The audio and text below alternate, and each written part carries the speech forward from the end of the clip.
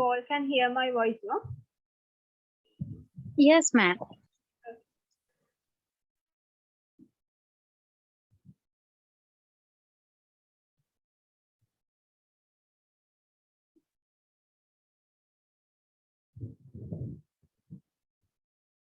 Right. So you can see the screen. Yes, ma'am. Right.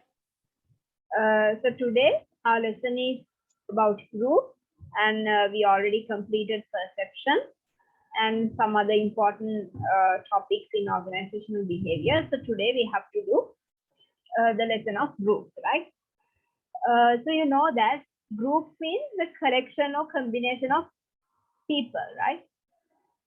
There should be more than one person in order to become a group. Group එකක් වෙන්න නම් එක්කෙනෙක් ඉඳලා හරියන්නේ නැහැ. එක්කෙනෙක්ට වැඩි පිරිසක් එකට එකතු වෙච්ච දෙයක් තමයි අපි group එකක් එහෙම නැත්නම් සමූහයක් කියලා කියන්නේ. Right? So normally when it comes to the definition of group, a group can be defined as two or more interacting and interdependent individuals who come together to achieve particular objectives. So as I said earlier, there should be more than one. So at least two or more than two, and they should be interact with each other. දෙන්නෙක්ට වැඩි පිරිසක් ඉන්න ඕනේ. ඒ කියන්නේ එක්කෙනෙක්ට වැඩි පිරිසක් දෙන්නෙක් හෝ ඊට වැඩි පිරිසක් සිටිය යුතුයි. සහ ඒගොල්ලන් එකිනෙකා අතරේ සම්බන්ධතා පවත්වාගත යුතුයි. They should interact with each other and they should interdependent with each other. ඒ කියන්නේ එකිනෙකා මත යැපෙන ස්වභාවයක් තියෙනවා. කියන්නේ දැන් අරයාගේ වැඩේ කම්ප්ලීට් නැතුව මෙයාට ඉතුරු වැඩේ කරන්න බෑ. දැන් group එකක් වුණොත් එහෙමනේ. මම දැන් report එකක් නම් කියනවා පළවෙනි 2 pages එක්කෙනෙක් හදනවා, ඉතුරු pages ටික තව එක්කෙනෙක් හදනවා, final pages තව එක්කෙනෙක් හදනවා. එතකොට හැමෝගෙම pages ටික නැතුව report එක complete වෙන්නේ නැහැ. ඒතර group එකකින් හැම member කෙනෙක්ට equally contribute කරනවා. ඒතර එක්කෙනෙක්ගේ හරි දෙයක් නැති වුණොත් අර task එක achieve කරගෙන යද්දි ප්‍රශ්න ඇති වෙන්න පුළුවන්. So they all should interact with each other and there should be a interdependent nature, right? So a group behavior can be stated as a course of action a group takes as a family. For example, strike. ඒ වගේම තමයි in a group behavior, people take actions as family. In a family, we all think together and we all take decisions by discussing. So that is a family's nature. අපි family එකක් වුණාම මොකක් හරි decision එකක් ගත්තත් අපි එක්කෙනා කතා කරලා ඒක හොඳයිද කියලා අහලා අපි හැමෝම කලෙක්ටිව් ඩිසිෂන් එකක් තමයි ෆැමිලි එකක් විදියට ගන්න.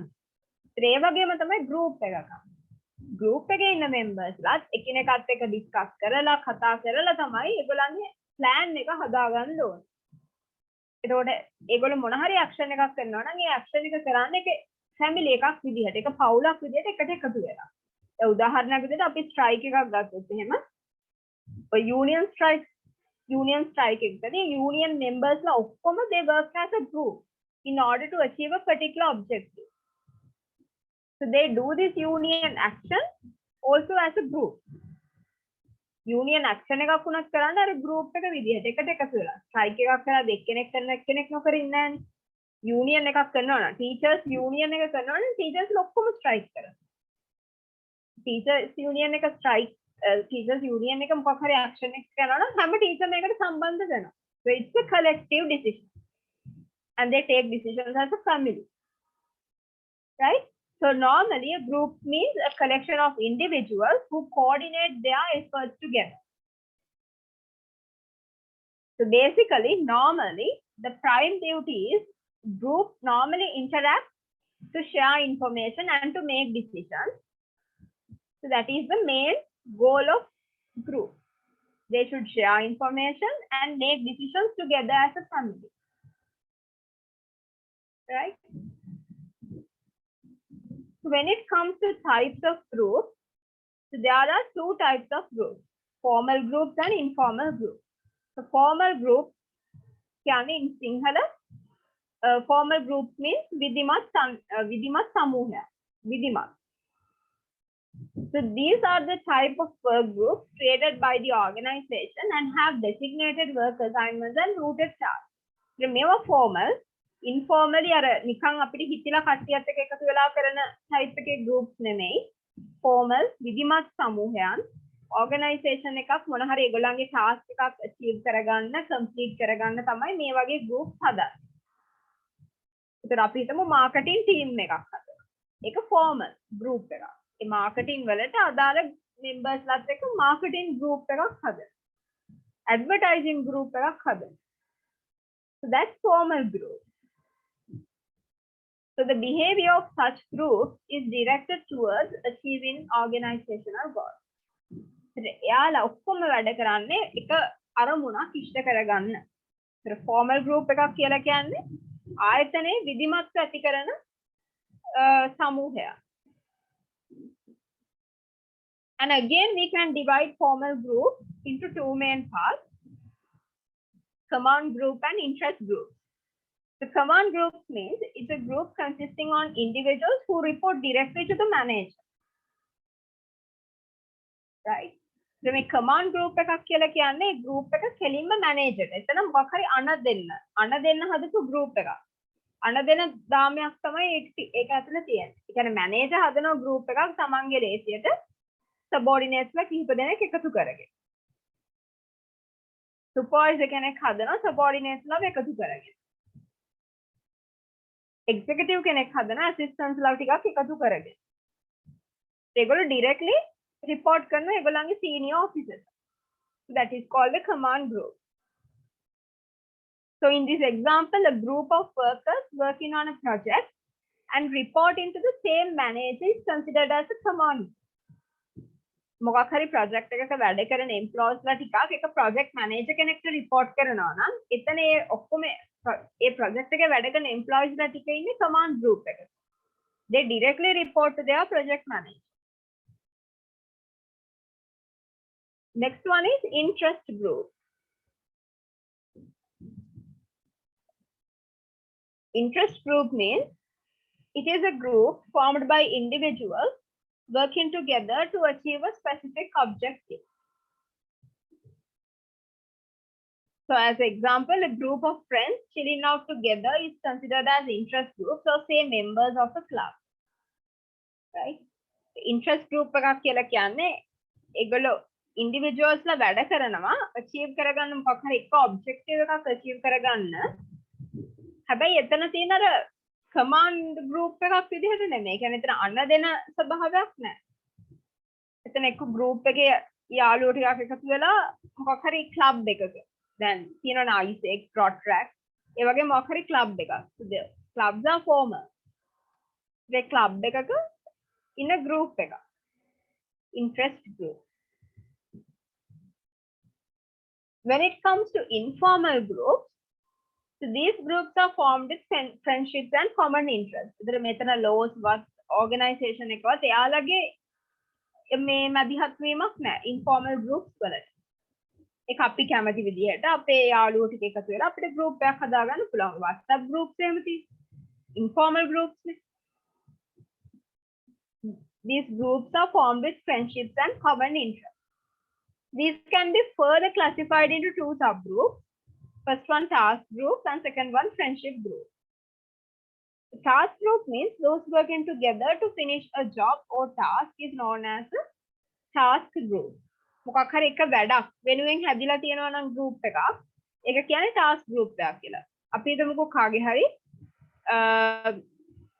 බණක් තියෙනවා. ඒ බණ organize කරන්න අපි group එකක් හදාගන්නවා. ඒතර task එක තමයි බණ. ඒතර බණ ඉවර වුණාට පස්සේ ඒ වැඩ ඉවර වුණාට පස්සේ අපේ group එකේ වැඩ ඉවරයි. ඒක task group එකක්. නැත්නම් කාගේ හරි wedding එකක planning part එක. ඒතර ආගේ wedding එක ඉවර වුණාම අපේ task එක ඉවරයි. group එකක් ඉවරයි. So these are called task groups. And next one, friendship group. Those brought together because of their shared interest or common characteristics is known as friendship group. ත්‍රියාලෝ එක්ක එකතු වෙලා ඒගොල්ලන්ගේ කැමැති අකමැතිකම් ෂෙයා කරගෙන හදන ඔක්කොම අර යාළුවෝ ටිකක් එකතු වෙච්ච friendship group එක. මිත්‍ර group එක. මිත්‍ර සමූහයක්. Right? So those are informal groups. And when it comes to the differences between formal and informal groups, so when it comes to the basis for comparison is meaning, formal groups created by the organization to accomplish a specific task are known as formal groups. Informal group means groups created by the employees themselves for their own sake are known as informal groups. එතකොට formal groups ගත්තොත් ඒක organization එක create කරන්නේ. Informal groups ගත්තොත් organization එකේ සම්බන්ධයක් නැහැ. Employees ලා එකට එකතු වෙලා ඒගොල්ලන්ගේ කැමැති අකමැතිකම් අනුව හදාගන්න group එක. Second one, formation. Formation ගත්තොත් informal එකක් voluntarily. Formal එකක් deliberately. ඒ කියන්නේ තමන්ට ඕන ඕන විදිහට groups හදන්න බෑ. company එකේ ඉන්න කො managers ලා හරි directors ලා හරි ඒගොල්ලෝ තමයි group එක හදන්නේ. අපිට ඕනේ කට්ටියව එකතු කරගෙන එහෙම group එක හදාගන්න බෑ. හැබැයි informal නම් ඒක voluntarily අපි ආස විදිහට අපිට කැමති members ලාව දාගෙන group එක හදාගන්න පුළුවන්. Next one is size. So normally formal group is somewhat large when it compares to informal group. So informal groups are comparatively small. Then life. Formal group. It depends on the type of group. Informal, it depends on the member. Informal group එකක් නම් ඒක කොච්චර කාලයක් තියනවද කියන එක තීරණය වෙන්නේ ඒකේ ඉන්න මෙම්බර්ස් ලාත් එක්ක. ඒ මෙම්බර්ස් ලා නිතරම රණ්ඩු කරගෙන එහෙම ඉන්නවා නම් ඒ ගෲප් එකේ වැඩි කල් ඒ ගෲප් එකට ආයුෂ නැහැ. හැබැයි ෆෝමල් ගෲප් එකක් නම් එහෙම නෙමෙයි. ඒක දැන් අපි හිතමු ඒක මොකක් හරි ටාස්ක් එකකට තිබ්බ ගෲප් එකක් නම් ටාස්ක් එක ඉවර වුණාම ඒක ඉවරයි. එහෙම නැත්නම් ප්‍රොජෙක්ට් ගෲප් එකක් නම් ප්‍රොජෙක්ට් එක ඉවර වුණාම ඒ ගෲප් එක ඉවරයි. ඒකට යාළුවට තියෙන නේචර් එක අනුව ඒගොල්ලන්ගේ ජොබ් එක අනුව ඒ ගෲප් එකේ කොච්චර කාලයක් ඒ ගෲප් එක තියනවද කියන එක තීරණය වෙනවා. Next one, structure. Formal group, the structure is well defined. Informal group, structure is not well defined. Formal එකක් නම් structure එක පැහැදිලි, rules තියෙනවා, policies තියෙනවා. Well structured, හොඳට plan කරලා well structured group එකක් තමයි තියෙන්නේ. හැබැයි informal නම් එහෙම නැහැ, laws නැහැ, policies නැහැ. තමන්ට කැමති විදියට start කරන්න පුළුවන්, තමන්ට කැමති විදියට group එක adjourn කරන්න පුළුවන්. Right? Next one, the importance is given to here the formal group position, informal group person. The formal group එකක් නම් ඒකේ position එක කියන්නේ තමන්ගේ තියෙන තරාතිරම අනුව තමයි ඒකේ තමන්ගේ තැන තීරණය වෙන්නේ. කියන්නේ දැන් තමන් leader නම් leader ගේ තැන. ඊට පස්සේ performer කෙනෙක් නම් එයාගේ තැන. position එක අනුව. informal group එකක් නම් එහෙම නැහැ. person. ඒතර අපි කවුරුත් අපි යාළුවෝ set එකක් එක group එකක් හදනකොට අපි යාගේ job එක බලලා නෙමෙයි group එකට දාන්නේ. අපේ යාළුකම. අපි මිනිස්සෙක් විදියට සලකලා තමයි ආව අපි group එකට ගන්න. ඩොක්ටර් කෙනෙක්ද යා නැත්නම් වෙන මොකද්ද ජොබ් එකේ අපි ඒක අදාළ කරගන්න ඉන්ෆෝමල් ගෲප් එකකට. හැබැයි ෆෝමල් ගෲප් එකක එහෙම නැහැ. පොසිෂන් එකට තමයි වැදගත්. දැන් මාකටිං ගෲප් එකක් හදනවා නම් ඒගොල්ලෝ මාකටර්ස්ලා වෙන්න ඕන. HR ගෲප් එකක් හදනවා නම් HR ප්‍රොෆෙෂනල්ස්ලා වෙන්න ඕන. So likewise, the position matters in formal groups, but informal groups the position doesn't matter. The person's nature is matters in informal group. So when it comes to relationship, formal groups, they have a professional kind of relationship, and informal group, personal relationship.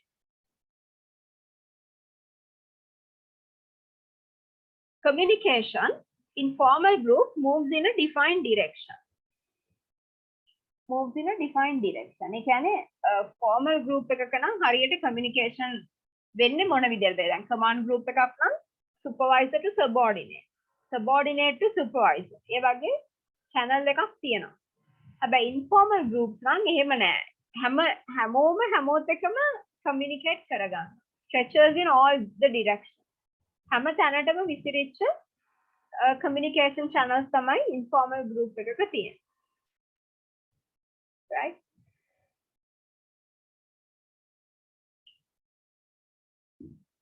So normally, why do people join groups? දැයි සාමාන්‍ය මිනිස්සු group එකකට join වෙන්නේ. හේතුවක් තියෙනවනේ.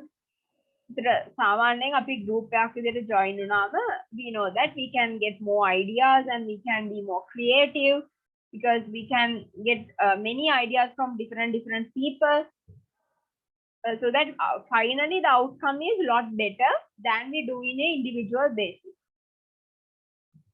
right? So there are some reasons why do people join groups. First one is security mirrors strength in numbers. Status pinpoints the prestige that comes from belonging to a specific group. Inclusion in a group is considered as important because it provides recognition and status. सामान्य group එකක අපි ඉන්නවා කියන එක සමහරට අපේ status එකට ඒක added value එකක් වෙනවා. right? ඒතර අපි හිතමු අපි මොකක් හරි හොඳ group එකක. දැන් ඉස්කෝලේ එක නම් හොඳට ඉගෙන ගන්න පුළුවන් ළමයි ටිකක් ඉන්න group එකක හිටියොත් එහෙම සමහරට teachers ලා වුණත් හිතනවා අර ළමයාට ඉගෙන ගන්න පුළුවන්. යා ඉන්නේ හොඳම smart කට්ටිය ඉන්න group එකක. ඒ වගේ සමහරවිට අපිටත් එනවා වටිනාකමක් අපි මොකක් හරි එක group එකක ඉන්නකොට. හොඳ group එකක ඉන්නකොට. Self-esteem transmits people's feelings of self-worth. Membership can sometimes raise feelings of self-esteem, like being accepted into a highly valued group. ඒ වගේම තමයි සමහර වෙලාවට ආත්ම ගෞරවය වැඩි වෙනවා, ආත්මාභිමානය වැඩි වෙනවා. සමහර teams වලට join වෙනවා, groups වලට join වෙනවා. දැන් හිතන්න අපි ගත්තොත් Lions Club. සාමාන්‍ය Lions Club එකක member කෙනෙක් කියලා කිව්වොත් සාමාන්‍යයෙන් තියෙනවා. එයාට පිළිගැනීමක් තියෙනවා. මෙයා Lion Club එකක member කෙනෙක් කියලා. So LPEC, Rotaract. So these clubs increase your self-esteem. So membership on those kind of clubs will improve your self-esteem. So මොකද highly valued group එකක ඉන්නවා කියන එක අර තමන්ගේ self-esteem එක improve වෙන්න හේතුවක්. හොඳ valuable තමන්ටත් හොඳ value එකක් එනවා.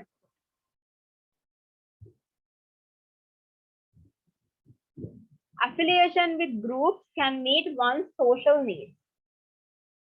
Work groups significantly contribute to meet the need for friendships and social relations. Affiliation with groups can meet one's social needs. දැන් සමහරවිට අපි තනියෙන් ඉන්නවට වඩා කවුරු හරි group එකක් එක්ක join වෙලා ඉන්නකොට අපිට හොඳ relationships තියාගන්න පුළුවන්. අර තනි වෙලා නැහැ. අපි group එකක් විදිහට ඉන්නවා. අපිට කට්ටියක් ඉන්නවා. So it will give us more strength. Right? And groups represent power. ඒ වගේම අපි තනි කෙනෙක් ගිහින් කතා කරනකොට අපි group එකක් විදිහට ගිහින් දෙයක් කතා කරද්දී එතන බලය වැඩි. තනි කෙනෙක් විදිහට විරුද්ධ වෙනකොට group එකක් විදිහට විරුද්ධ වෙද්දී එතන බලය වැඩි. එතන හැමදෙස්සම තනි කෙනාට වඩා සමූහයක් විදිහට යනවා කියන්නේ එතන බලය වැඩි වීමක් තියෙනවා ඒගොල්ලන්. People may join a group for goal achievement. Sometimes it takes more than one person to accomplish a particular task. Sometimes it takes more than one person to accomplish a particular task. ඒතර සාමාන්‍යයෙන් තනි කෙනෙක්ට achieve කරන්න බැරි දේවල් අපේ group එකක් විදිහට එකතු වෙලා achieve කරගන්න පුළුවන්. තනි කෙනෙක් විදිහට කරන්න අමාරු දේවල් අපේ group එකක් විදිහට එකතු වෙලා ලේසියෙන්ම කරගන්න පුළුවන්. ඒ වගේ Tamanට තනියෙන් achieve කරගන්න අමාරු දේවල් achieve කරගන්න මිනිස්සු groups වලට join වෙනවා. Right? So before coming into next topic, let's write a small note.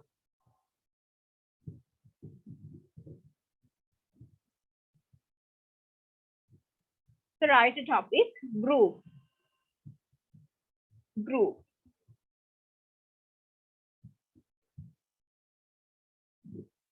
Under that, write.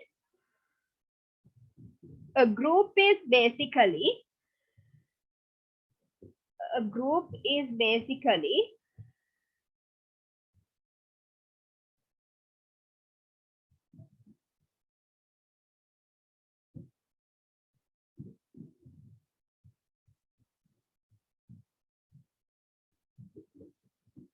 collection of people.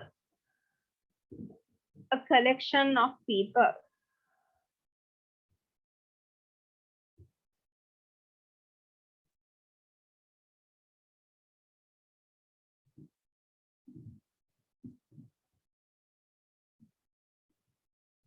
Full stop. It can be understood.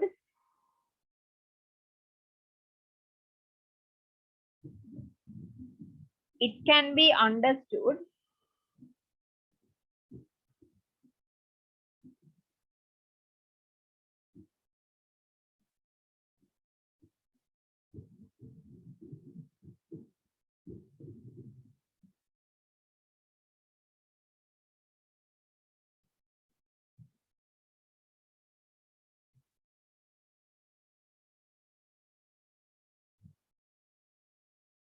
as a collection of individuals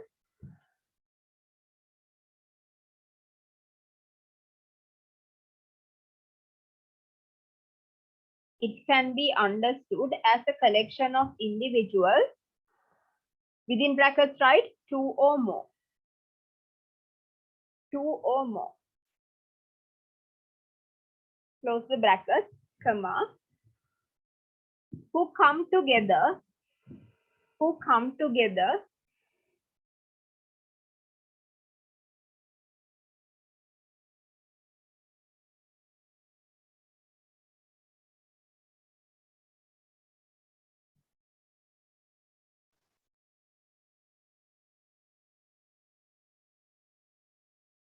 and interact with each other. And interact with each other.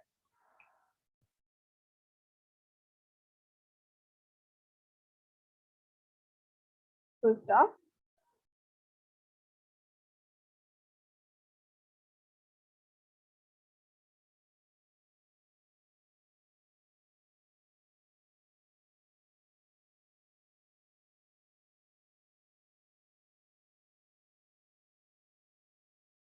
So as to achieve the objectives of the organization,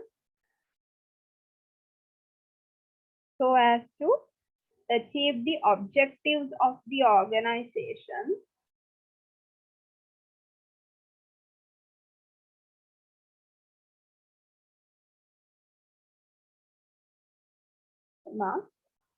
these are the foundation of an organization.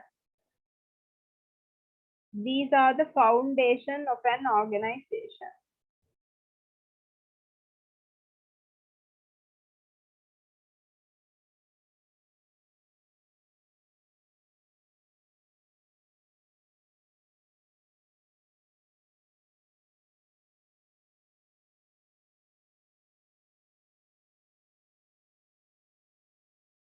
Then write a subheading, characteristics of group. Characteristics of group.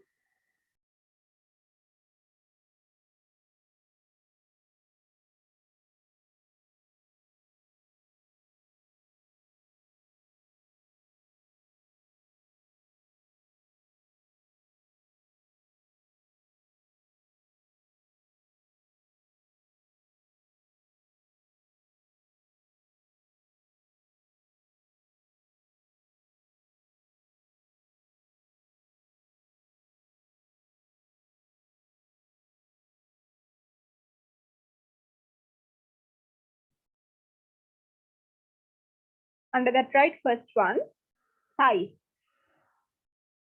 Size. Then write under it, to form a group,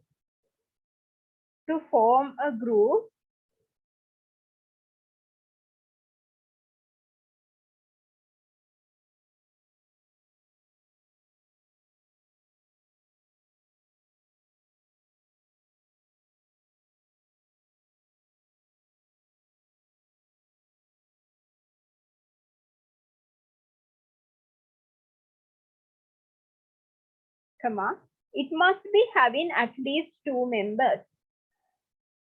It must be having at least 2 members.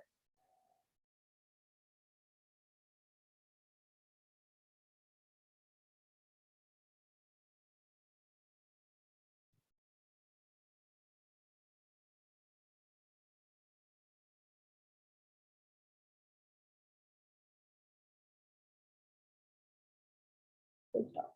Practically,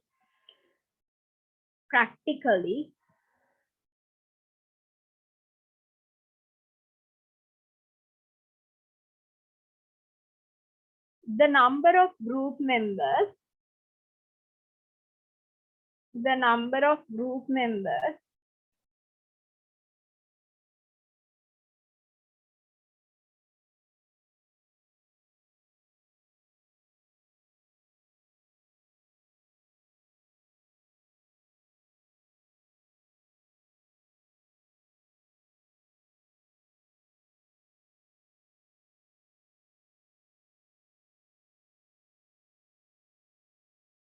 ranges from 15 to 20. Ranges from 15 to 20.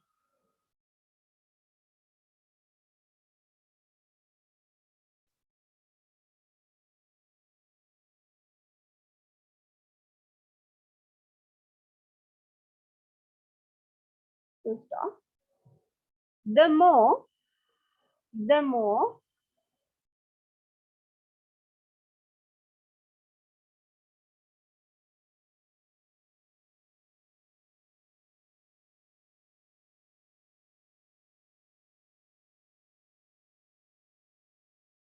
the members in the group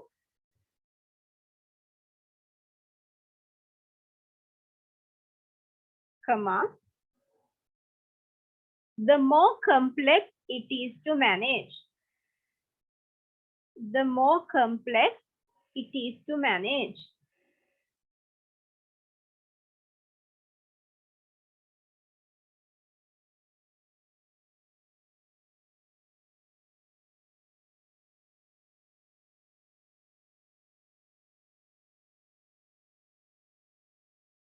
Second point, goals. Under that, right? Every group has certain goals. Every group has certain goals.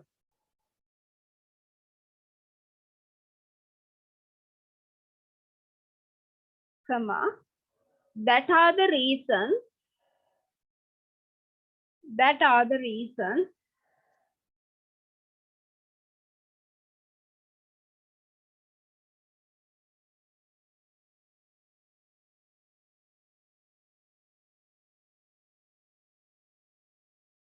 for its existence. For its existence.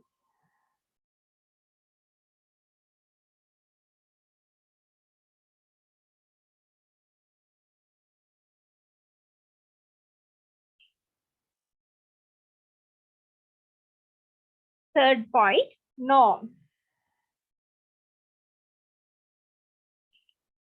Under that, right? Ma'am, can you repeat the subtopic again?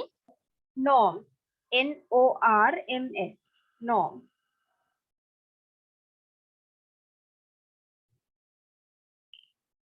Under that, right? A group has certain rules. A group has certain rules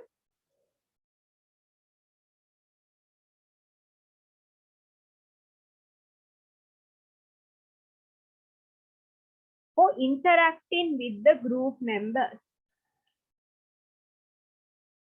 For interacting with the group members.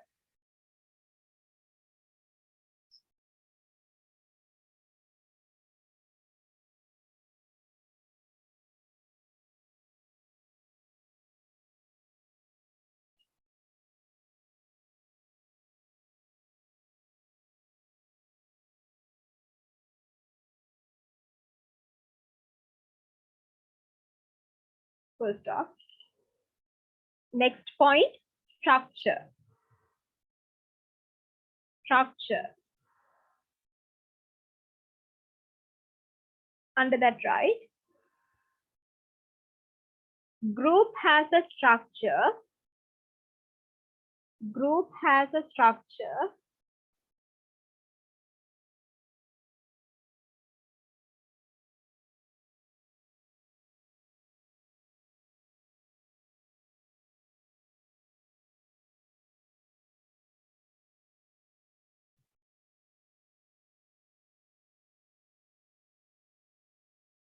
based on the rules and positions, based on the rules and positions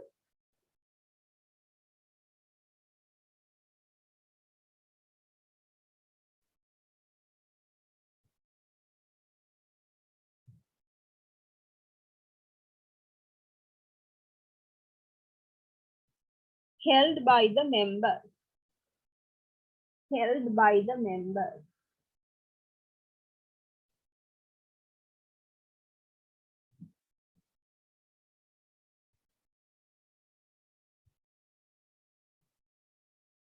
Next point, roles, roles, R-O-L-E-S, roles. Under that, right? Every member of a group, every member of a group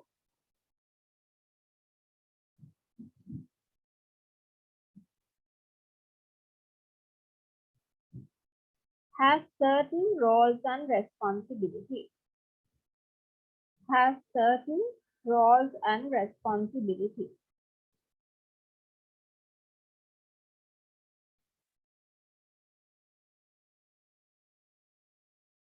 which are assigned by the group leader, which are assigned by the group leader.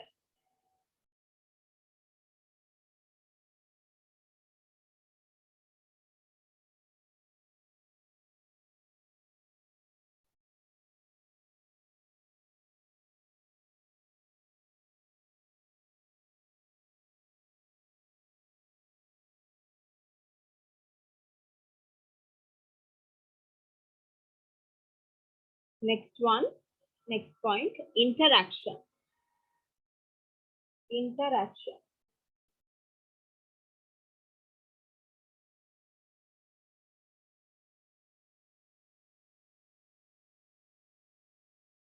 Under that, right? The interaction between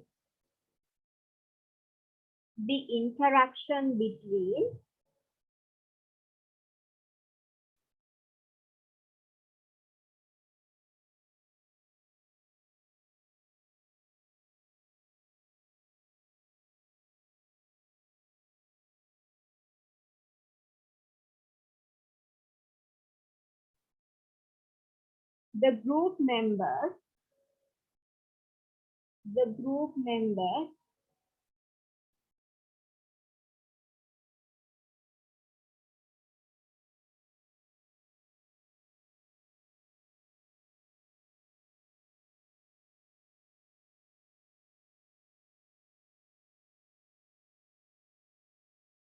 can occur in several ways,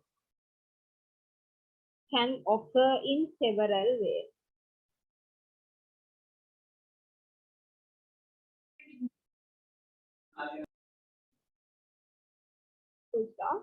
For example, face to face, comma, telephonic, telephonic,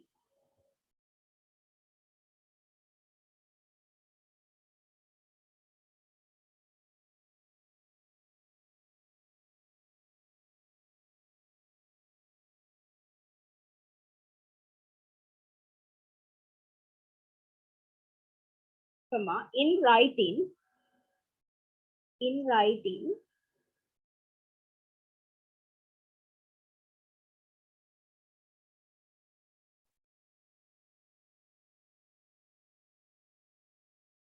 or in any other manner, or in any other manner.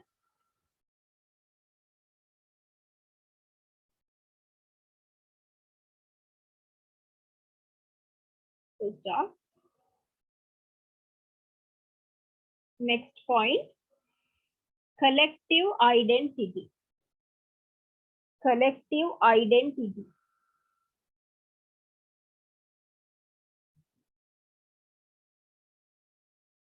Under that, right? A group is A group is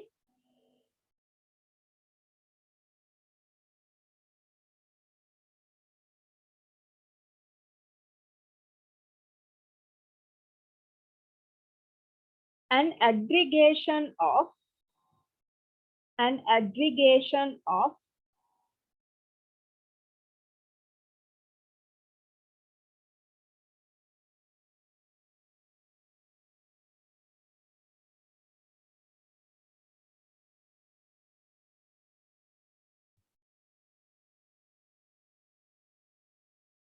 individuals,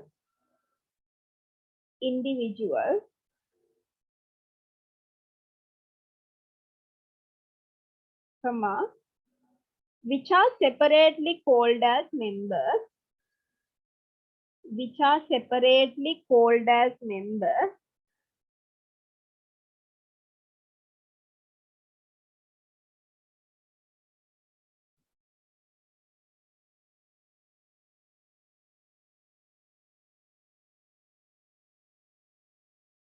and collectively called as a group.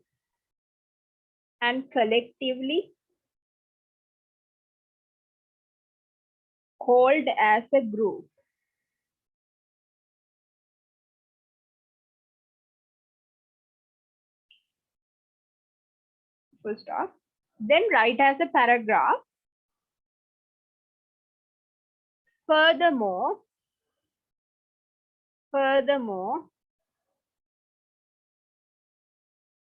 comma, a group climate is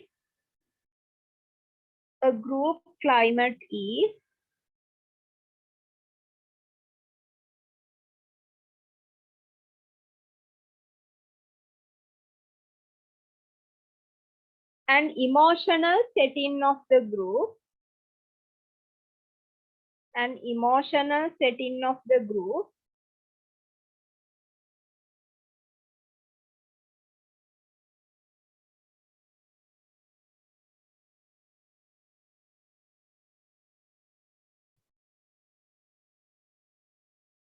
that relies on participative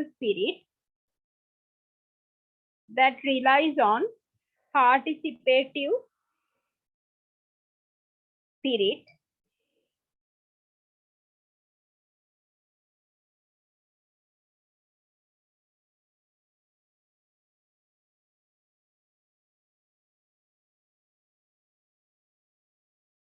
comma, coordination,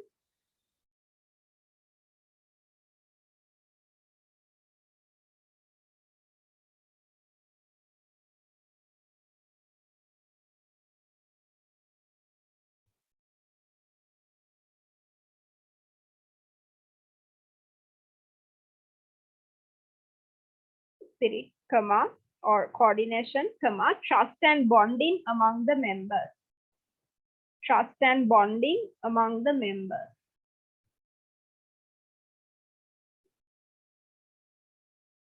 Comma, open communication,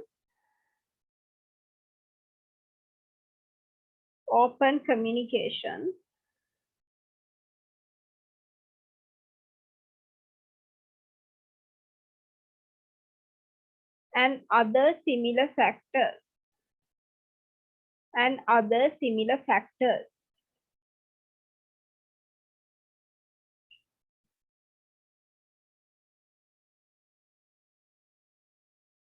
Then write a heading, types of groups.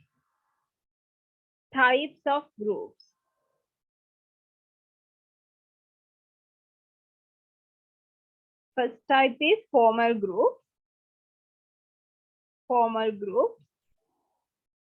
Under that, write groups that are formed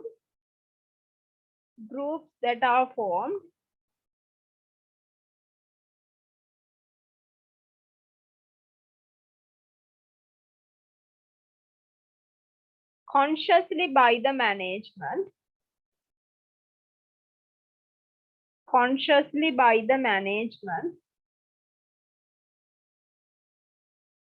comma, with an aim of with an aim of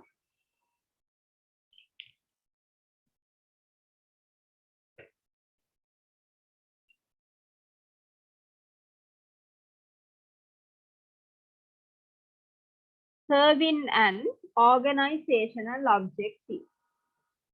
Serving an organizational objective.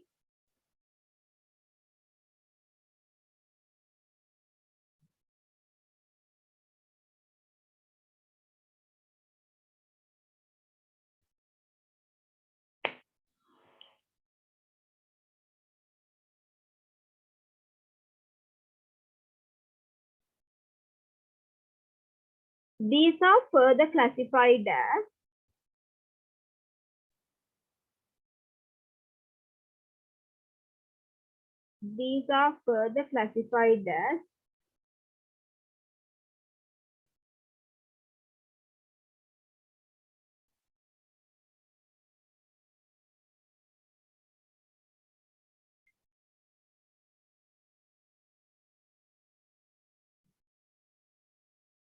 first point, self-directed team. So these are some kind of formal groups, right? First point, self-directed team. So under that, right? The group of employees. What is that? Self-directed team. Directed.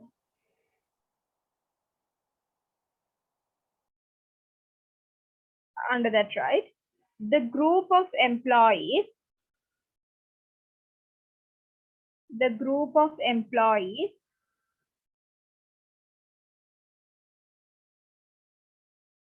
which are so authorized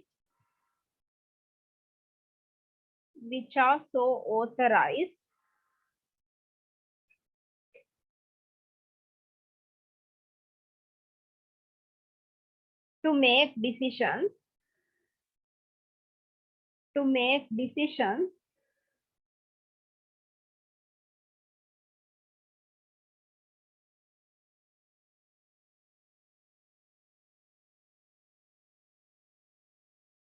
on their own.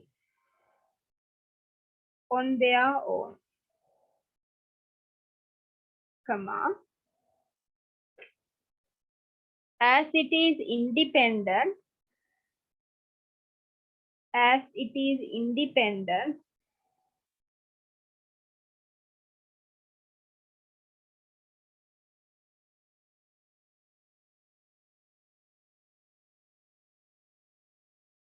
and self-governing in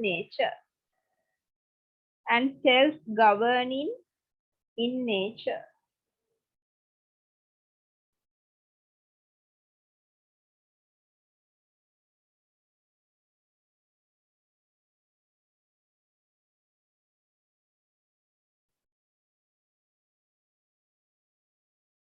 Second point, that means second type of formal groups, right? Quality circles.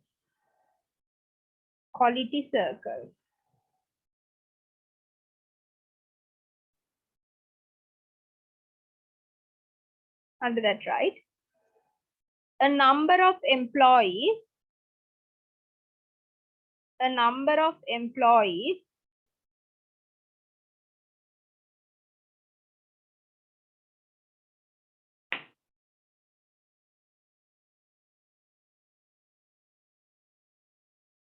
class together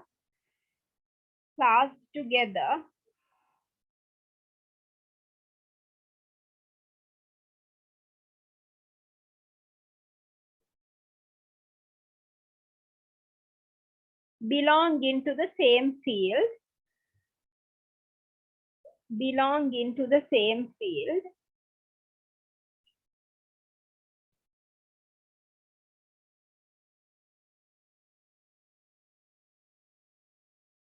comma, who meet every week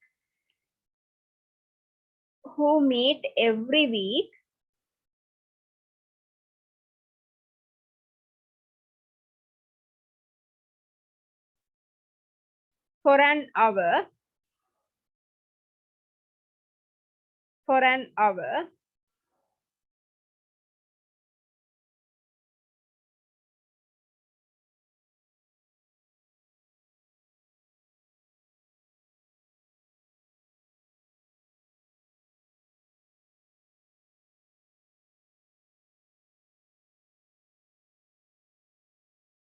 to talk about their problems,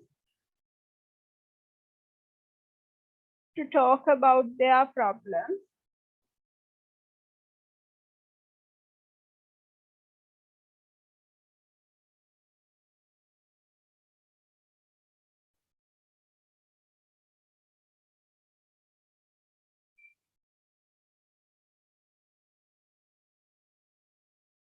comma, identify the causes and find out solutions,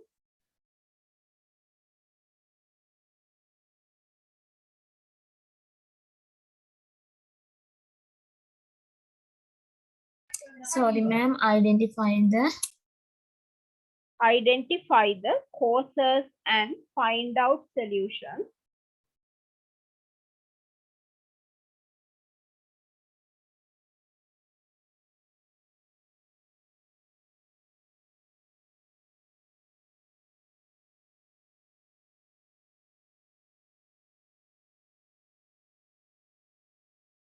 comma, to take necessary steps in this regard,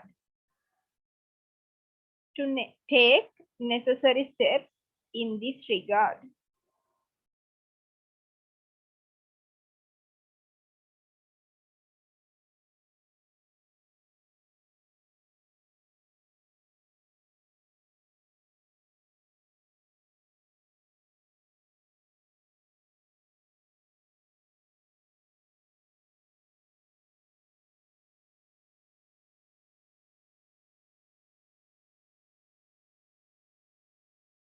Next point, committee. That is the third type of formal group, committees.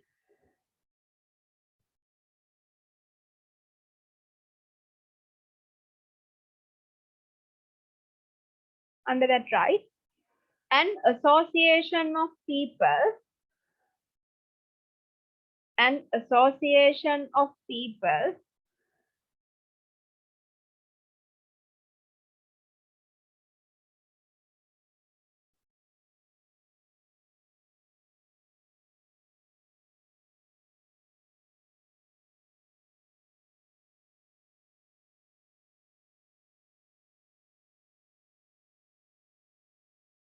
an association of people created by the management for different matters, created by the management for different matters,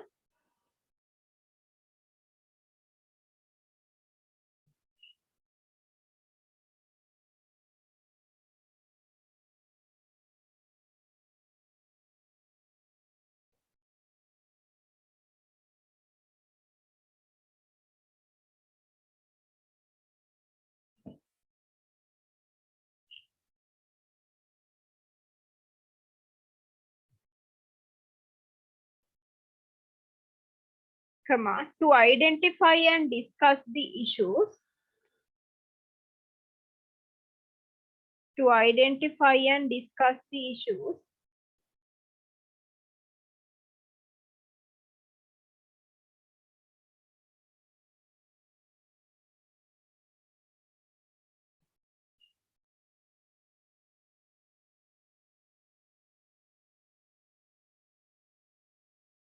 of the company, of the company,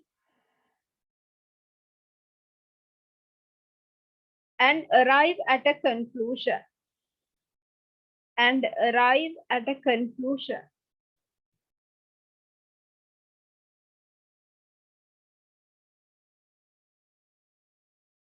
Full stop. It can be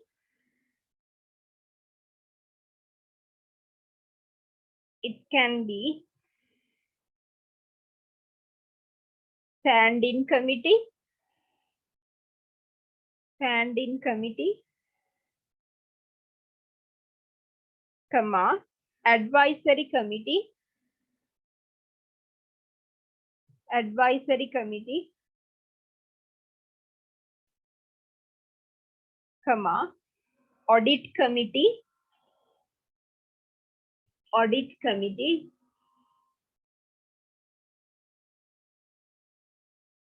comma, grievance committee, grievance committee,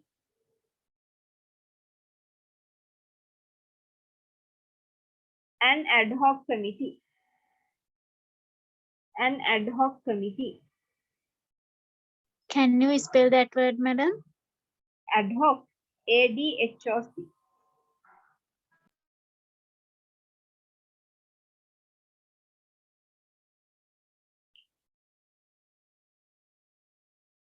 Okay, ma'am. Thank you. So next category of formal groups is task force. Task force. Under that, right? Ma'am, can you spell for that word? Task force, TASKFORCE. Under that, right? It is a temporary committee. It is a temporary committee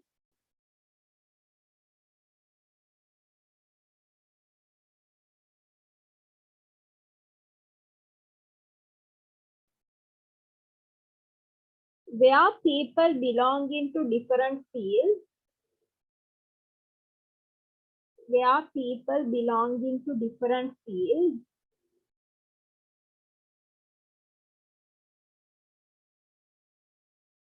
are grouped together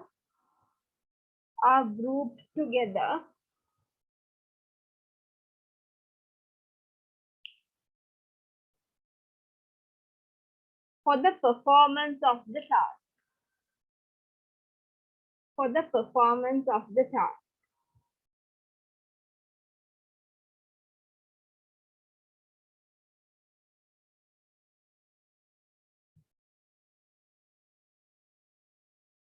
Next type of group is informal group, right? It's a separate heading, informal group.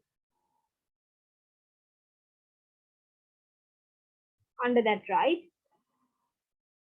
The social and psychological variables,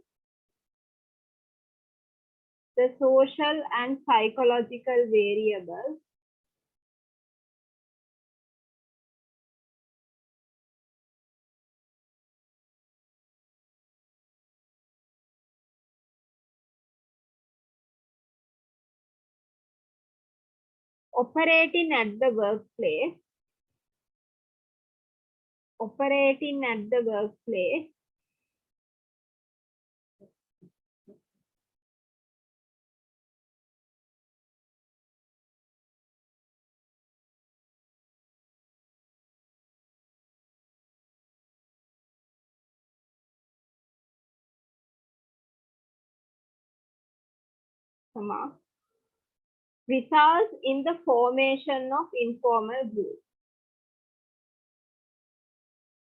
results in the formation of informal groups.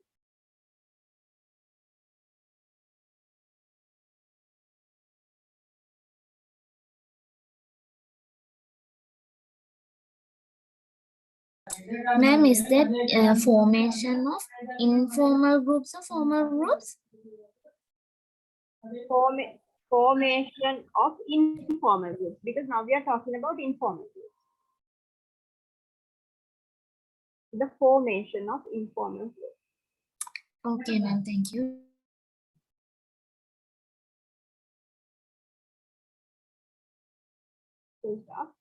The creation of these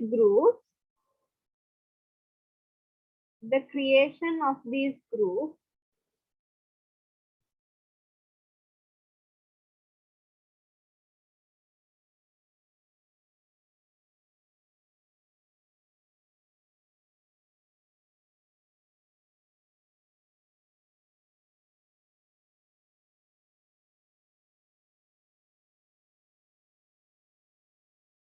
is spontaneous.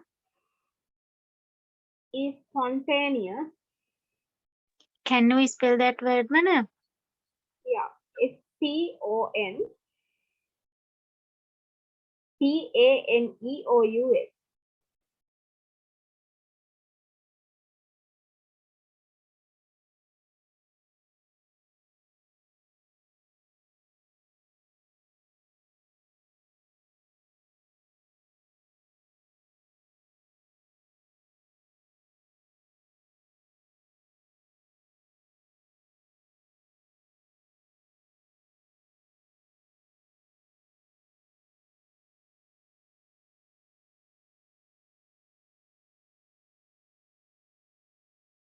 due to the common interest,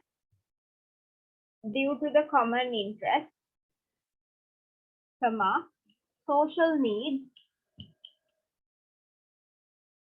comma, physical proximity,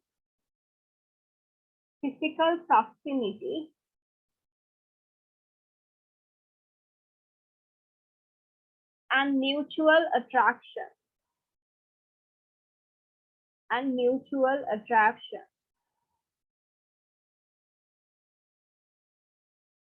Then write as a paragraph.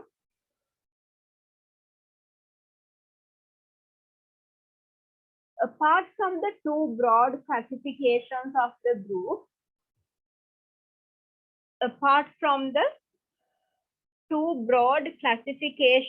the group,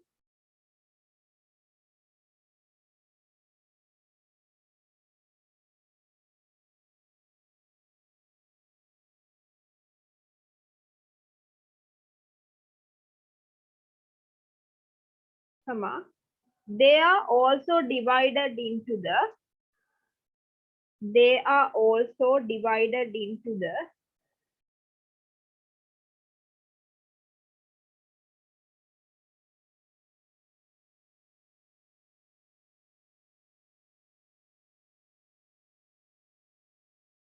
primary groups,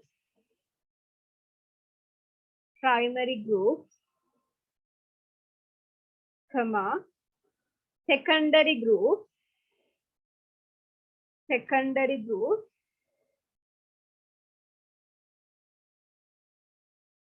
comma, membership groups,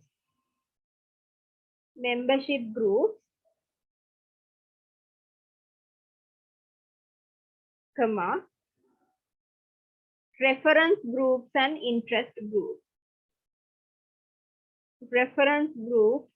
and interest groups.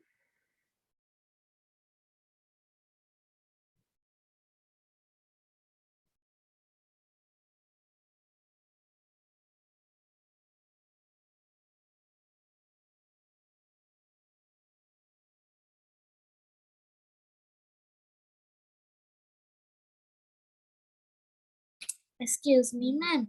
At the beginning of this paragraph, you said no, the creation of these groups is spontaneous due to the common. What is the other word? Interest. Interest. Yeah. Thank you, ma'am. So now write a heading. Reasons for group formation.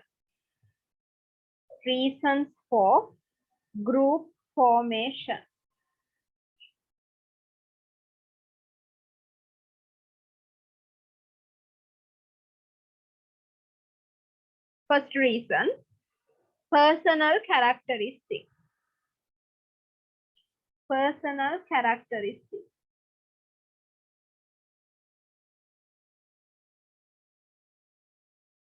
Under that, right? Individuals with similar beliefs.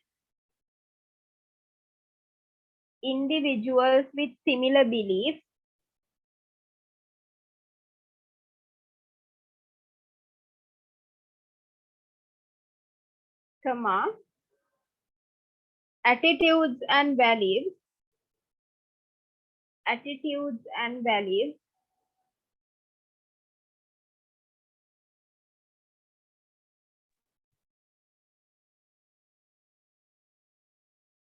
Are more likely to form groups.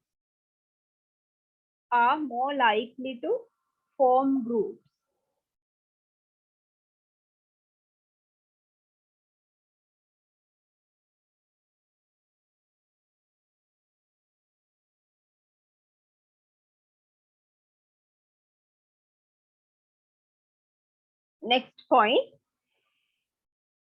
Next reason, opportunity for interaction.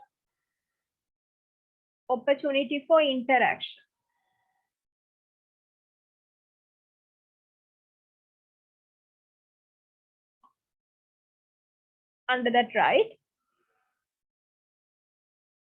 If the employees of an organization if the employees of an organization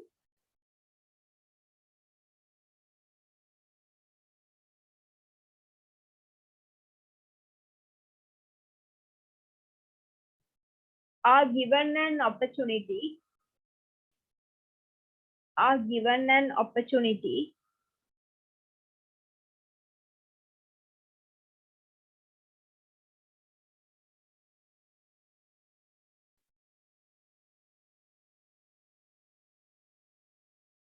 to interact with one another,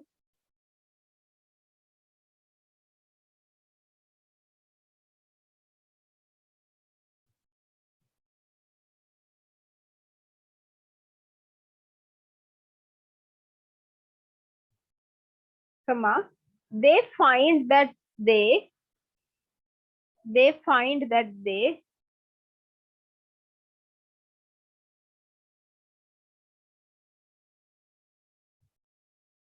have many things similar,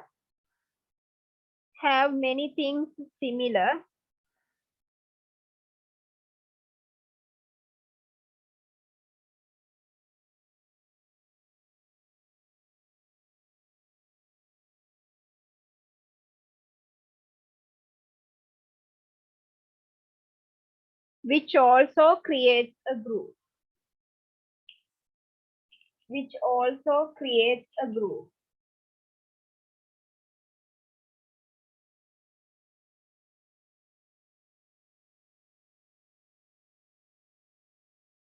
Next reason, interest and goals.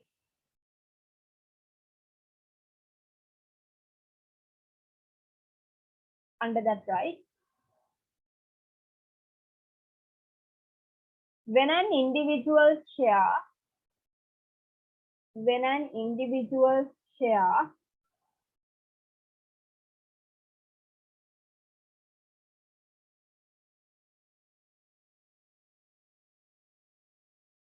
common interests and goals,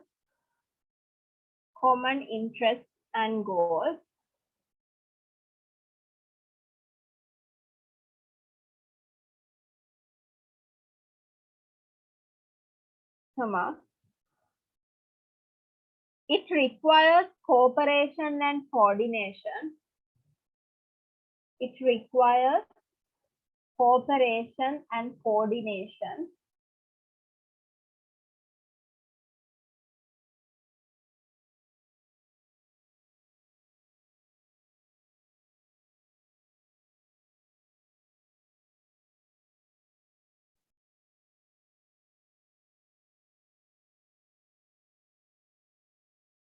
For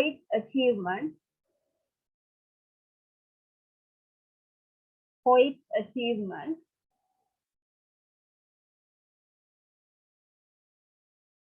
comma, which also results in the formation of groups.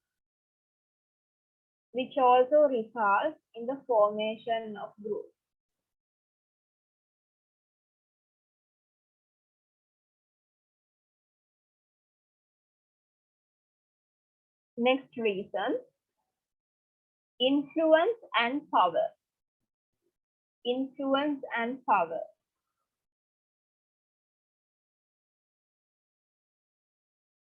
Under that, right? A group has more influence and power.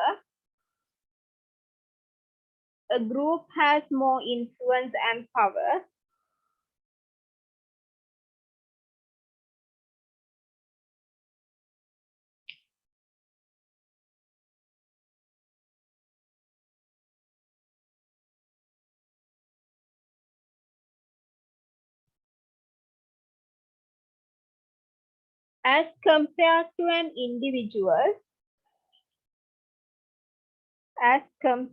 to an individual,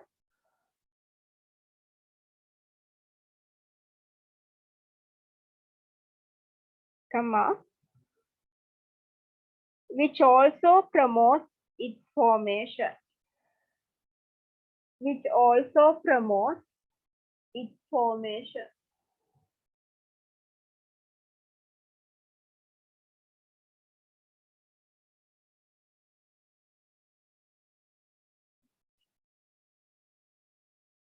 Then write in a separate paragraph. In general,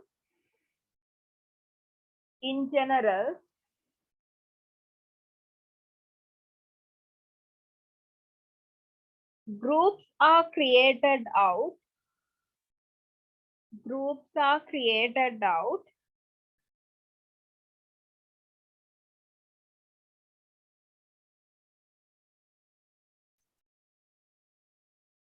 of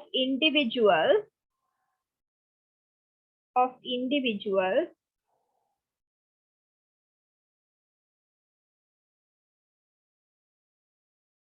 need satisfaction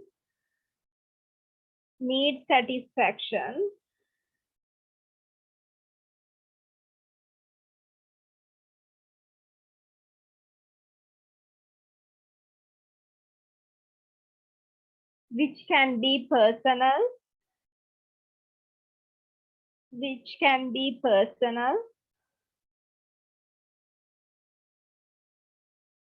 social,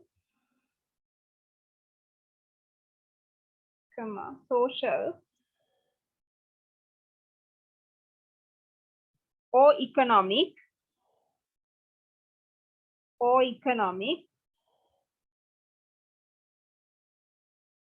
full stop, meaning that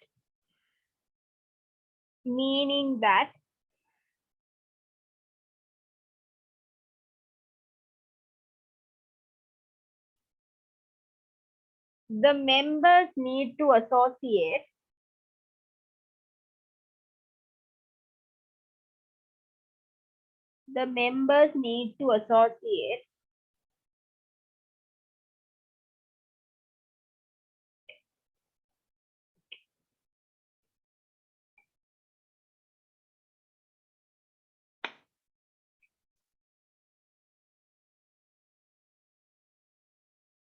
with the group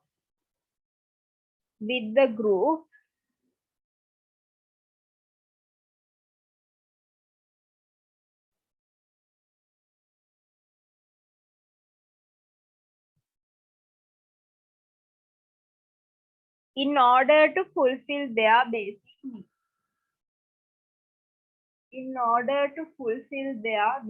needs.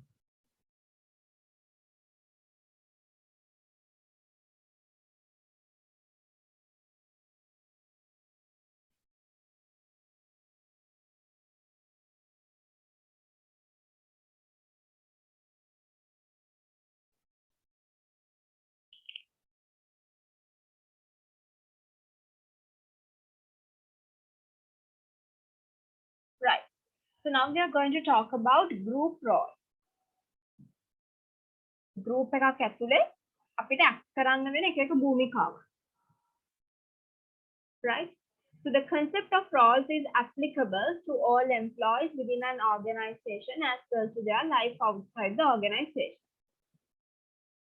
Right? So individuals play multiple roles at the same time. සාමාන්‍යයෙන් employee කෙනෙක් ගත්තොත් ඒගොල්ලන්ට එක එක roles play කරන්න වෙනවා මේ group එක ඇතුලේ. එකම role එකක් play කරනවා කියලා නැහැ. Somatic individual role වෙන්න පුළුවන්. It can be task oriented or it can be relationship oriented. An individual has to play some roles simultaneously. So a role is set of expected behavior patterns attributed to the one who occupies the position demanded by the social need. අපි භූමිකාවක් කියලා කියන්නේ the expected behavior pattern. අපි හිතනවා මේ වගේ දේවල් යාගේ චර්යාව වෙනස්ලා අපි expect කරනවා. අපි බලාපොරොත්තු වෙන චර්යාව වල තියෙන රටාව තමයි මේ භූමිකාවක් කියලා කියන්නේ. පුද්ගලයෙක්ට බැඳිලා තියෙන චර්යාවන් වල රටාව. So people have to act different roles. So there can be task-oriented, relationship-oriented, or individual roles. So the roles can be three types. As I said, task-oriented. They can අපි කරන ජොබ් එකට අදාළව ටාස්ක් එකට වැඩේට අදාළව සහ relationship oriented ඒ කියන්නේ සම්බන්ධතාවයන් අපි පාස් කරන සම්බන්ධතාවයන් වල ස්වරූපය අනුව සහ individual role personal.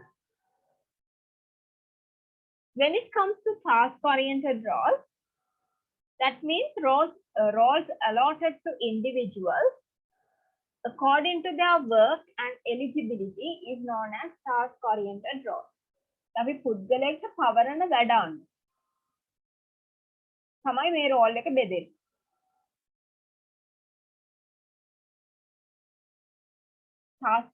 Task-oriented roles can broadly divide individuals into 6 categories. So we can divide these task-oriented roles into main 6 categories, like initiator. Initiator means the person who starts the group or person who starts any idea. He is the initiator. And the informer. That means person who gives information. Clarifier, person who clarifies things. Summarizer. Summarize and like conclude things. Reality tester. He is the one who applies the theory into the reality or into the practical scenario. And information seekers. They give information and data. They always try to find new information. So those are the 6 categories of task-oriented roles. So let's talk one by one. So as I said, initiate is the person who starts or suggests or defines the group. He is the initiator. එයා තමයි start කරන එක. පටන් ගන්න. මූලාරම්භය කරන්නේ initiator. එයා තමයි මොකක් හරි task එකක් දෙනවා. ඒකට මුල්ම idea එක දාලා වැඩේ පටන් ගන්න. මුල් වෙන එක්කෙනා. Next one is informer. The person who gives the information, who offers facts, expresses feelings and gives opinions. මෙයා තමයි තොරතුරු දක්වන එක්කෙනා. තොරතුරු හැමෝටම බෙදලා දෙන කෙනා. Inform. ලබා දෙන කෙනා. Clarifier means the one who interprets, defines, clarifies everything. මෙයා තමයි දේවල් පැහැදිලි කරලා දෙන්නේ group එකට. මොකක් හරි වැඩක් කරනවා නම් ඒ වැඩේ දැන් කාට හරි තේරෙන්නේ නැති දෙයක් තියෙනවා නම් මේක පොඩ්ඩක් simplify කරලා දෙන්න, clarify කරලා පැහැදිලි කරලා දෙන්න මෙන්න මේ කියන clarifier කියන පුද්ගලයා.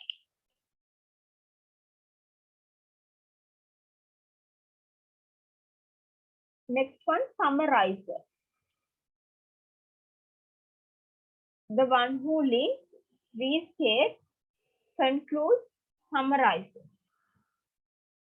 මෙයා තමයි දේවල් දැන් ලොකු ගොඩාක් දිගට තියෙන දේවල් කෙටි කරලා දෙන්නේ. දේවල් වල relationships හොයලා බලන්නේ, links හොයලා බලන්නේ. වෙනස් විදිහට ලියන්නේ. වෙනස් විදිහට දේවල් කියන්නේ ඔරිජිනල් අයිඩියා එකට වෙනස් කරලා එයාගේම දේවල් කියන්නේ සමරයිස් කරලා සංක්ෂිප්ත කරලා කියන්නේ මෙන්න මේ කියන සමරයිස් ගෲප් එක. රියැලිටි ටෙස්ට් කියන්නේ අර අපි ඉගෙන ගන්න දේවල් ඒක රියල් ලයිෆ් එකට ඇප්ලයි කරන එක. The one who provides critical analysis.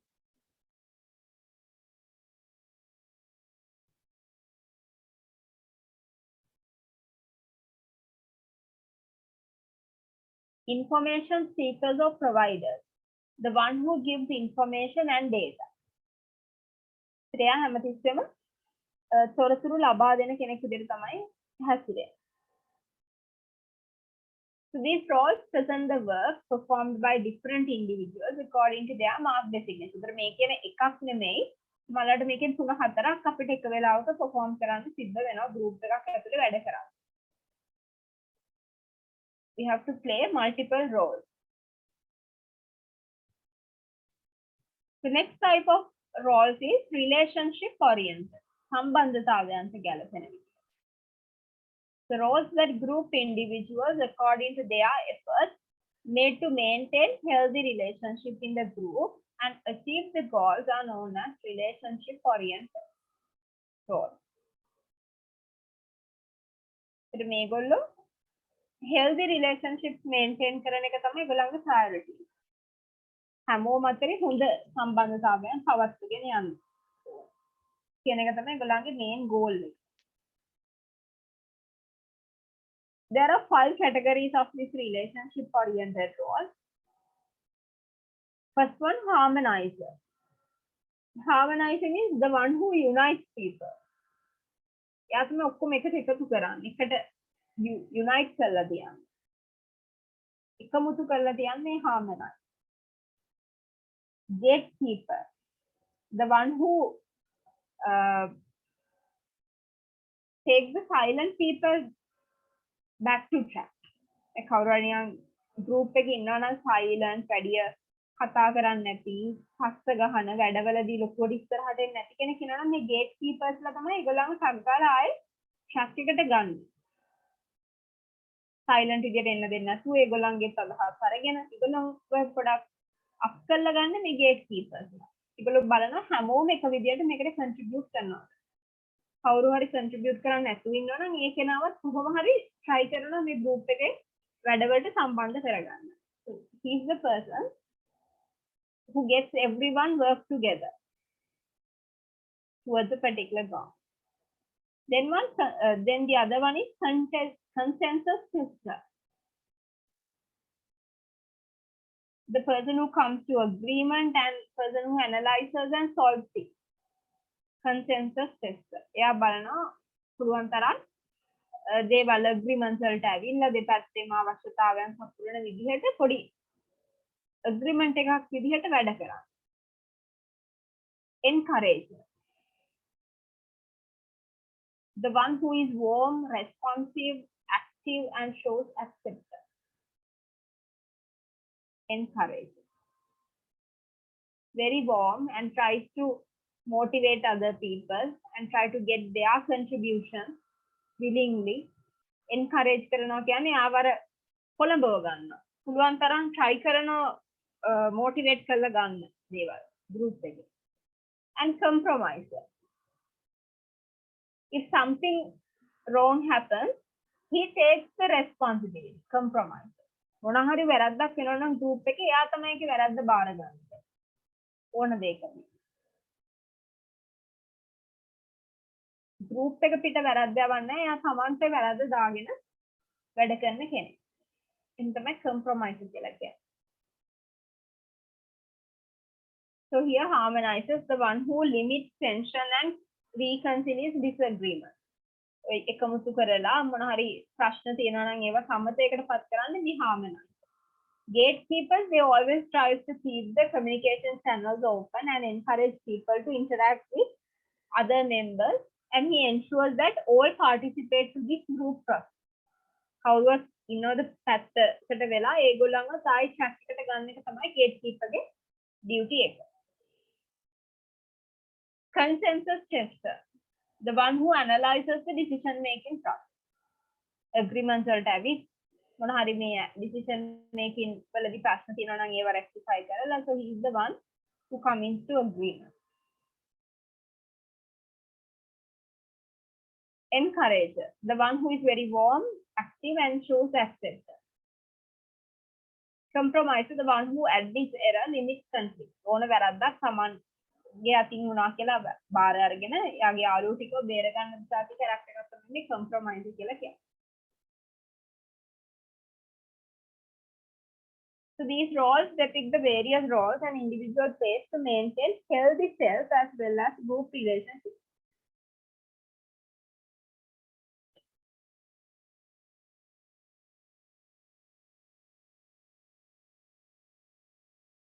Right? The healthy group එකක healthy relationships තියාගන්න නම් අපිට මේ කියන goal මේ කියන roles play කරන්න සිද්ධ වෙනවා. Last type of roles is individual roles. Individual roles means roles that classify a person according to the measure of individual effort put in the project aimed is known as individual roles. මෙතනදී බලන්නේ පුද්ගලික දේවල්. පුද්ගලික අවශ්‍යතාවයන්. ඒ පුද්ගලයාගේ nature එක behavior එක අනුව තමයි මේ roles දෙන්නේ. So there are certain roles like aggressor, blocker, dominator, කාදලිය and avoider. Aggressor කියන්නේ ඉක්මනින් කේන්ති යන character එකක් වගේ. බ්ලොකර් අනිත් අයටත් වැඩ කරන්න දෙන්නේ නැහැ. යාවත් ඒගොල්ලන්ව බ්ලොක් කරන ටයිප් එකක් කෙනෙක්. ඩොමිනේට් කියලා කියන්නේ ඕනම තැනක උඩට ඉස්තිලා පේන, highlight වෙලා පේන කැමති character. කාවලිය කියන්නේ ආ වැඩ කරනවා. හැබැයි මේ වැඩ කරාට අර කිසි ඵලදායීතාවයක් නැහැ ආයි කරන වැඩ. and avoidance කියලා කියන්නේ එයා කොයි වෙලෙත් try කරන අර කට්ටි පනින්න. වැඩේ මගේ අරලා යන්න try කරන කෙනා තමයි avoidance කියලා කියන්නේ. So aggressor, the one who devalues others, attack ideas අනිත් අය හත් කළ සලකන අනිත් අයත් එක්ක වැඩ කරන්න බැරි විදිහේ character එකක්. Next one, blocker. The one who disagrees and rebels beyond reason. අනිත් අයත් එක්කත් රණ්ඩුවට යන අනිත් අයගේ වැඩත් බ්ලොක් කරන එහෙම character එකක්. dominate කියන්නේ ඕන දෙයක උඩට ඉස්තිලා පේන්න කැමති, highlight වෙලා පේන්න කැමති character එක.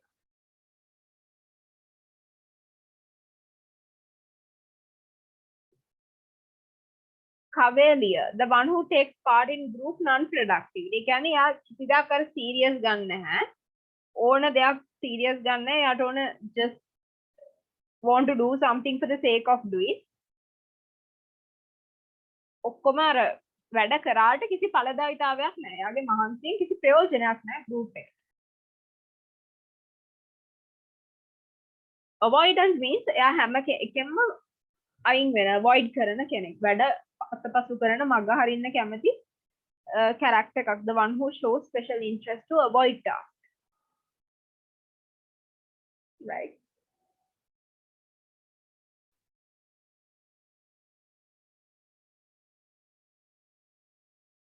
When it comes to the functions of groups, the organizational functions of groups helps to realize an organization goal. There are some functions in groups.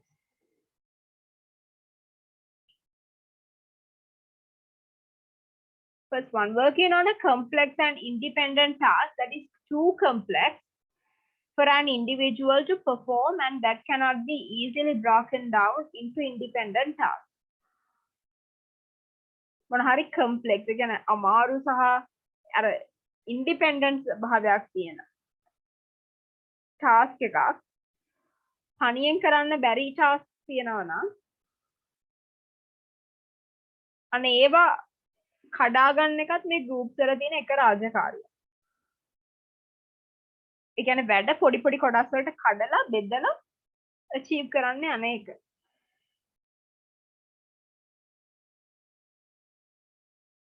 Next one, generating new ideas or creative solutions to solve problems that require inputs from several people.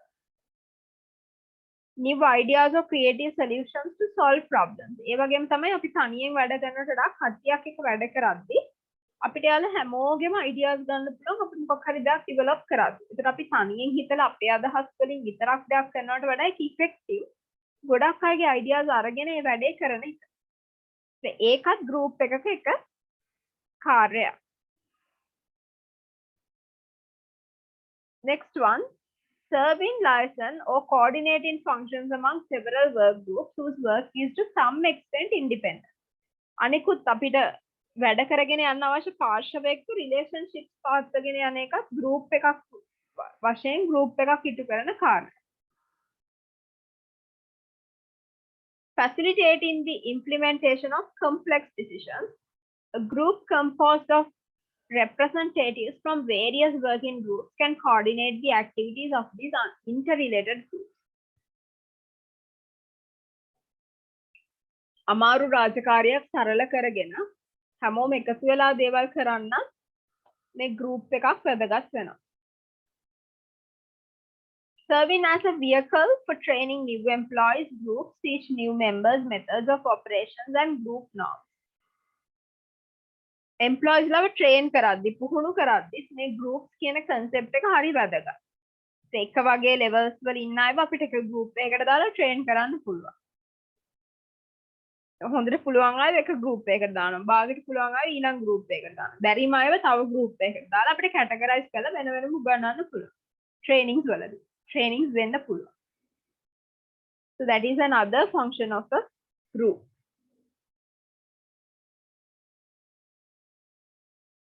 So there's a stages of group development which proposed by Tuckman. Tuckman, he's a researcher. He proposed, I guess in 1950s, like that kind of era. Tuckman, he proposed some group development stages. So there's the first stage is forming, and then comes to norming, storming, and then norming, performing, and adjourning. So forming means here we start the idea of forming a group, beginning of a group, starting point of a group. And then the storming stage comes. That means the conflict arises in this stage. අපි දැන් form කරා ඊට පස්සේ ටිකක් ඔන්න දවස් යනකොට එකිනෙක අතර ප්‍රශ්න ඇති වෙන්නේ. That is called the storming stage. Third one, norming. Members of the group establish rules about how they will achieve their goal. Norming කියලා කියන්නේ members ලා හදාගන්න එක එක rules ටික. දැන් අර අතන conflicts ඇති වෙනකොට ඒවා මඟහරව ගන්න සහ group එකක් ඇතුලේ unity එකක් ඇති කරගන්න එක එක rules ඇති කරගන්නවා. එතකොට ඒ අනුව ඒගොල්ලෝ try කරනවා අර goal එක ultimate goal එක achieve කරගන්න. And then the performing part happens. ඔය ඔක්කොම කරලා ඉවර වුණාට පස්සේ group හදලා ඊට පස්සේ ඒ ප්‍රශ්නත් ඇති වෙලා ප්‍රශ්න නිරාකරණය කරන්න නීතිත් හදාගෙන ඉවරනාට පස්සේ තමයි දැන් හරියටම වැඩේ පටන් ගන්න යන්නේ perform කරන්න යන්නේ ඒක. And finally adjourning stage එක level එකකට ගියාට පස්සේ සමහරට අපිට එක්ක business එක restructure කරන්න වෙනවා සම්පූර්ණ වෙනස් කරන්න වෙනවා නැත්නම් අපි business එක විසිරුවා හරින්න adjourn නවත්තන්න ඕනේ. These are the 5 stages of group development. So there's a video. So let's watch this. Hey learners, welcome back to my another video. Today we are going to talk about the different stages involved in developing a group. So let's start today's video. Development of a group passes through 5 different stages. First, forming. Second, storming. Third, norming. Fourth, performing. And last, adjourning. Let us see all these stages in detail. Stage 1, forming. The forming stage takes place when the team first meet each other. In this first meeting, team members are introduced to each other. They share information about their backgrounds, interests, and experience. They learn about the project they will be working on, discuss the projects or goals or objective of the organization, and start to think about what role they will play on the project team. In this stage, they are not yet working on the project. They are effectively feeling each other out and finding their ways around how they might work together. During this initial stage of team growth, it is important for the team leader to be very clear about the team goals and provide clear direction regarding the project to their team members. The team leader should ensure that all of the members are involved in determining team roles and responsibilities and should work with the team to help them to establish and work together to accomplish the common goal, or we can say team objective. Second stage is storming. As the team begins to work together, they move into the storming stage. In this stage, the team members compete with each other for status and for acceptance of their ideas. They have different opinions on what should be done and how it should be done, which causes conflict within the team. As they go progress through the stage, With the guidance of the team leader, they learn how to solve problems together, function both independently and together as a team, and settle into roles and responsibilities on the team. For team members who do not like conflict, this is a difficult stage to go through because at the storming stage, this often arises, the conflict often occur because of the difference in the thoughts, opinions, and way of doing things. This stage will come to an end when the team becomes more accepting to each other and learn how to work together to achieve group goals. At this point, the team leader should start transitioning some decision making to their team members to allow them to be more independent, but still he need to guide them, he need to control and lead them so that the conflict which may occur can easily resolved. Third stage is norming. When the team moves into the norming stage, they are beginning to work more effectively as a team. They are no longer focused on their individual goals, but rather they are more focused on developing a way of doing things together to accomplish group goals. They respect each other's opinions and value their differences. In this stage, the team has agreed on their team rules for working together, how they will share information, and how they will resolve team conflict, and what tools and processes they will use to get the job done. The team members begin to trust each other and actively seek each other out for any assistance or help rather than competing against each other. They are now helping each other to work together to achieve group goal.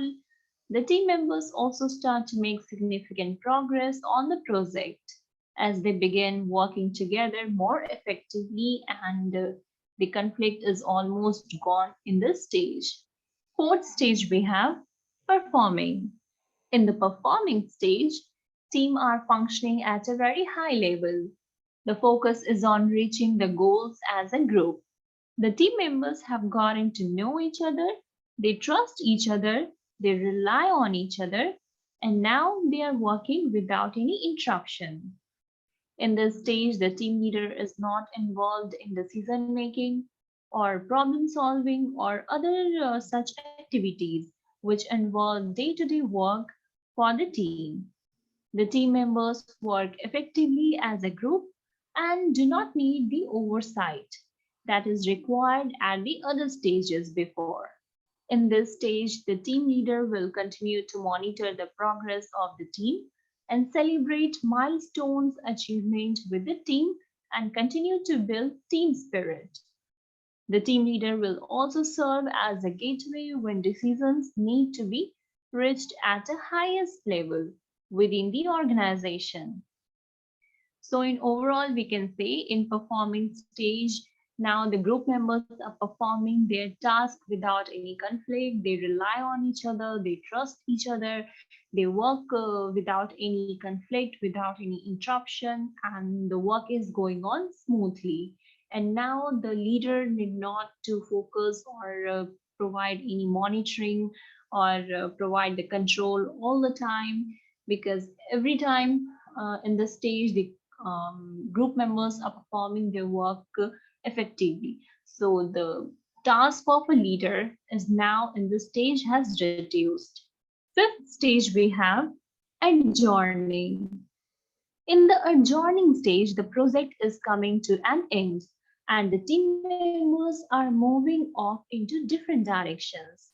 This stage look at the team from the perspective of well-being of the team rather than from the perspective of managing a team. The team leader in the stage should ensure that there is time for the team to celebrate the success of their project and capture best practices for future use. This stage also provides the team the opportunity to say goodbye to each other and wishes each other good luck as some of them might leave the group and they move on to new leader or new project. So this was all the stages involved in developing a group. Let's have a quick revision on all these stages. First stage is forming. As the name suggests, forming, where a number of people come together and they form a group where they don't know each other, they don't know what to do, they don't know how to do, and so on. Second stage is storming, where these people come to know each other, they try to understand each other, they try to know what the task is, how to perform the task. And while these situation conflict is very obvious, so conflict arises, there's no productivity in the group, they are only learning. Third stage is norming. Now the team members know each other better. They may socialize together and they are able to ask each other for help and provide constructive feedback. People develop a strong commitment in the group and they like to work together. They don't think about their personal objective or they don't compete individually, but they work together as a team. Fourth stage is performing. At this stage, the level of the performance is very high. There's no conflict. People are very dedicated toward the goal. Members know their work and they are having one objective that they have to complete the target on the time. They don't hesitate while taking the help from their team members. They are fully focused on the goal and they are performing at their best level. Last stage is adjourning. In this stage, finally, they have succeeded the objective. Now it's the time to celebrate.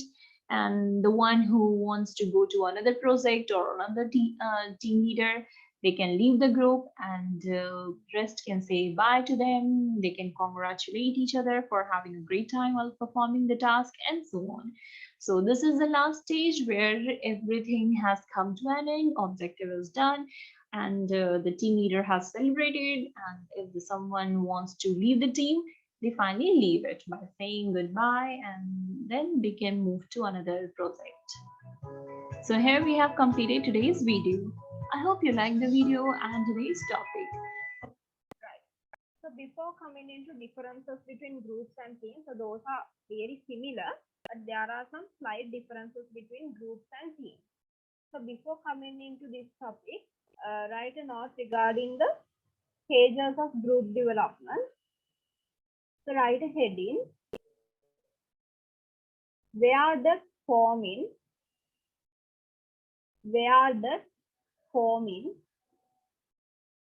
comma, forming,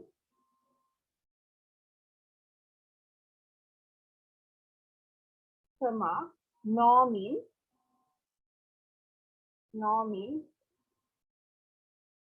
and performing come from.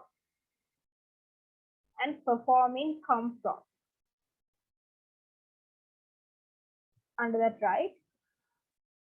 Psychologists,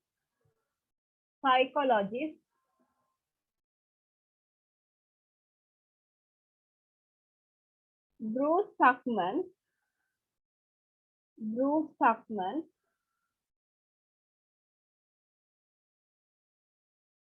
came up with the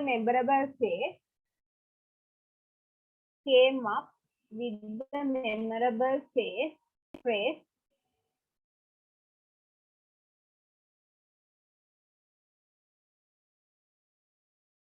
within quotation marks, right? Forming, comma, storming, comma, norming,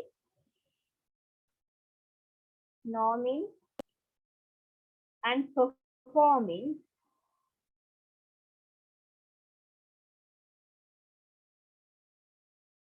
In his 1965 paper,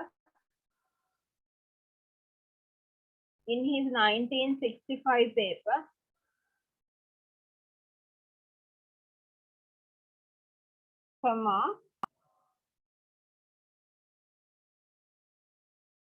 write the paper name within quotation marks. Developmental sequence in small groups.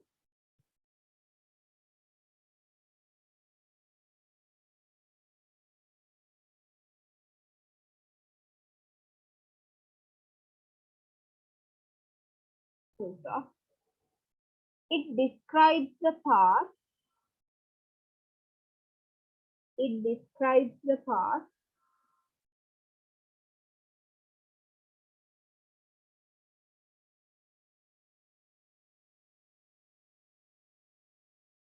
that teams follow. That teams follow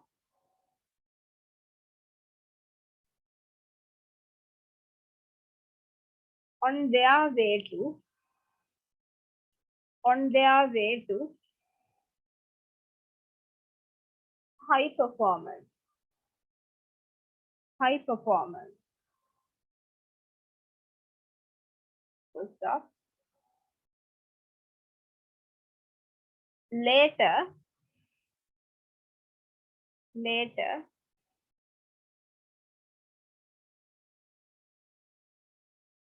he added the fifth stage. He added the fifth stage, comma,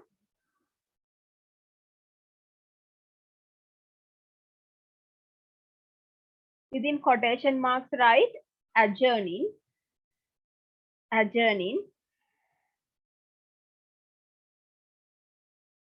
within brackets, write also known as morning. Also known as morning. Morning means MOURNING. Morning.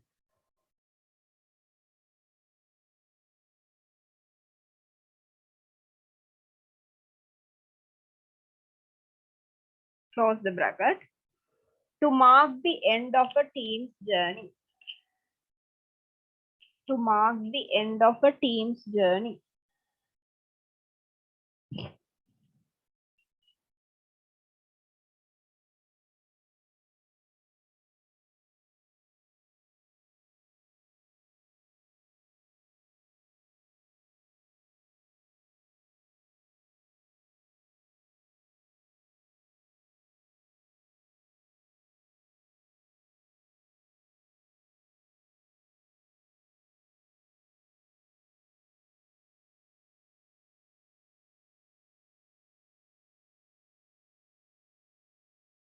Then write a heading. What happens at Tuckman's forming stage? What happens at Tuckman's forming stage?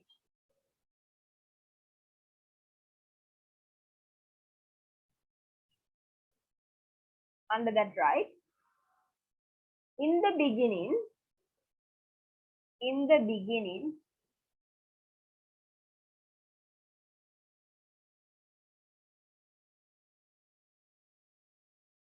when a new team forms,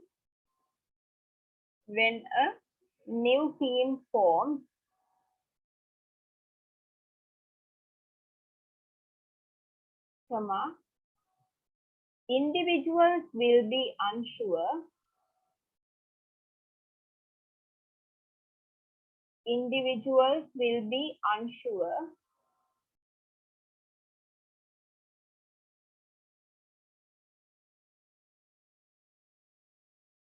of the team's purpose.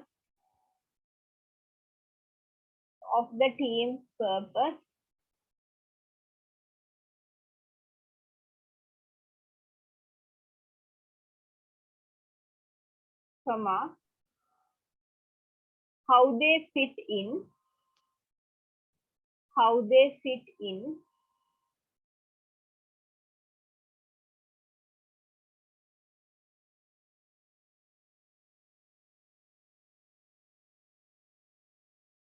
and whether they will work well,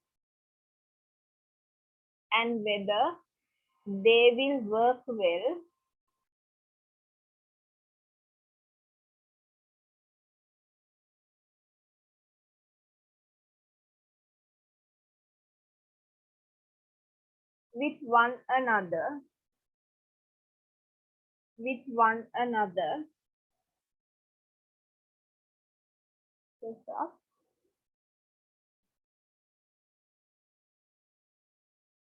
They may be anxious.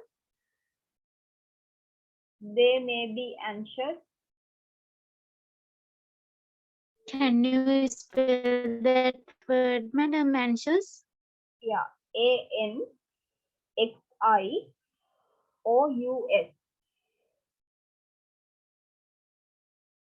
Thank you. Comma, curious, curious, or excited to get going, or excited to get going.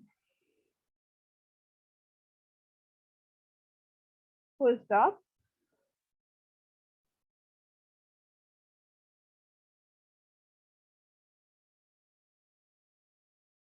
However,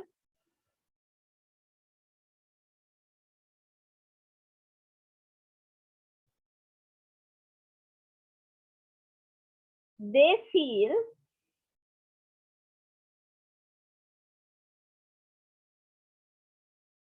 they feel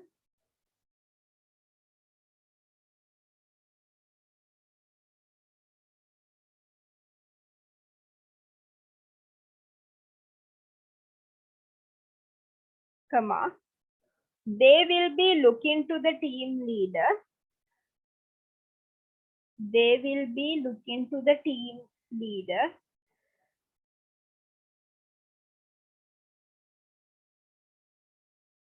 for direction. For direction.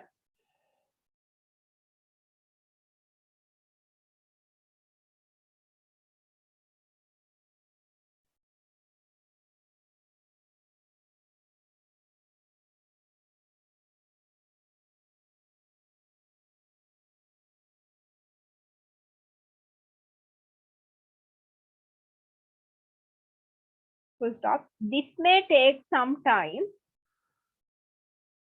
This may take some time.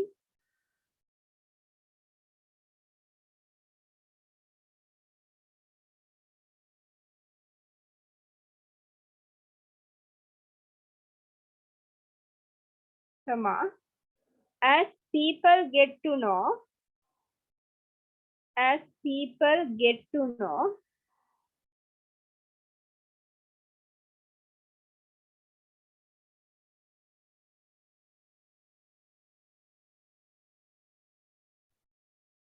their new colleagues, their new colleagues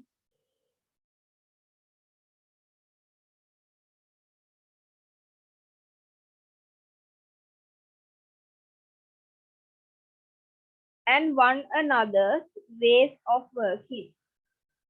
And one another's ways of working.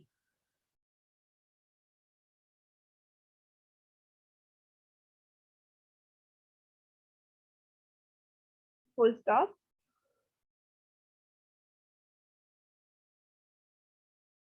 Second one, storming stage. Storming stage.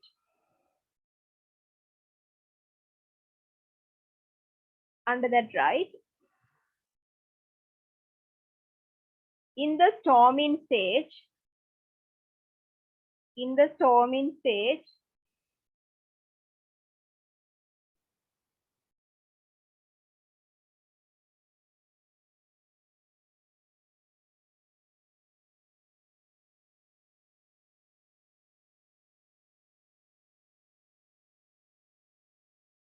people start to push again. People start to push again.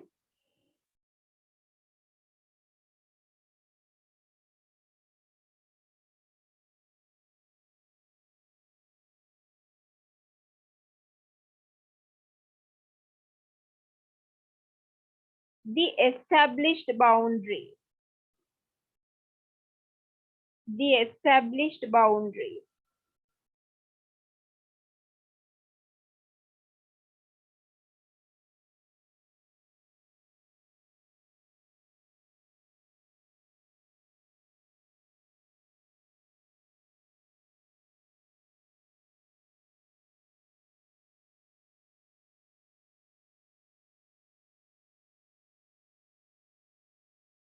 Full stop. Conflict or friction. conflict or friction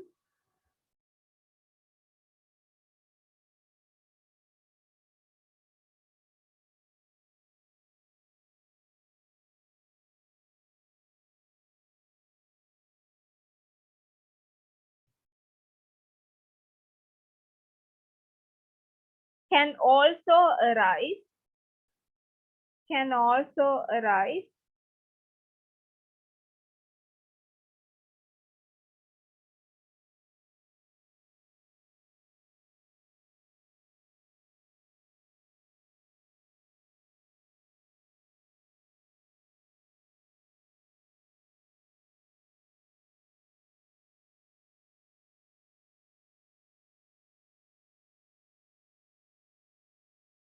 between team members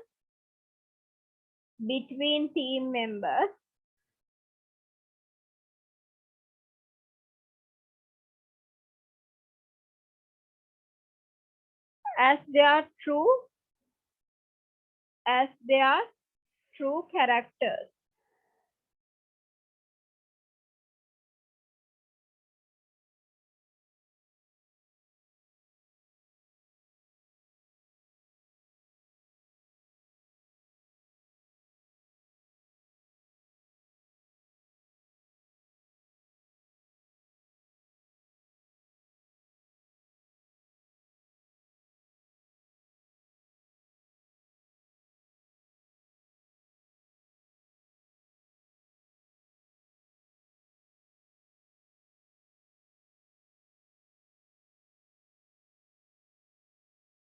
Separate paragraph.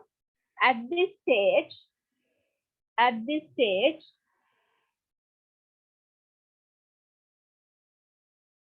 team members may challenge your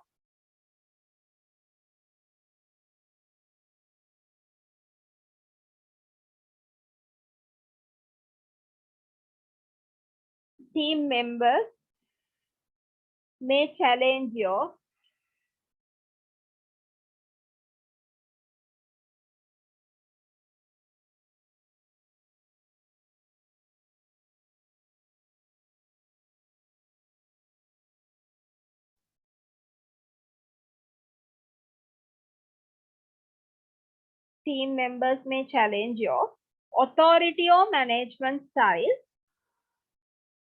authority or management style,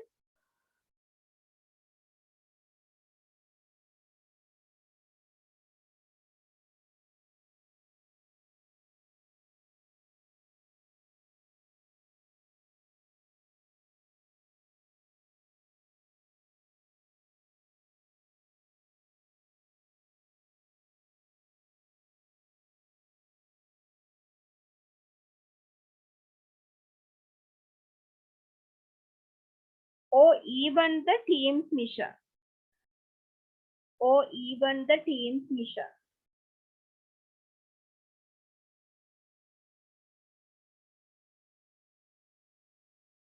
Full stop.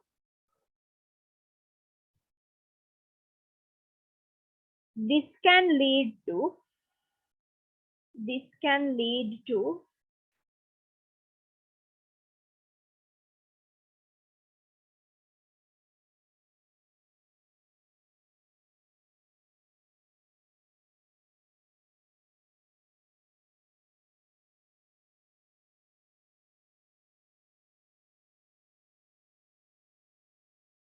face-to-face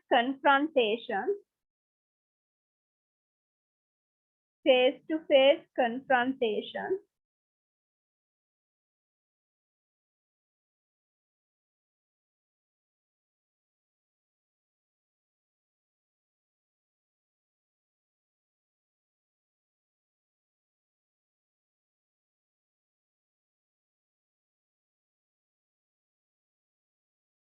or simmering online tension.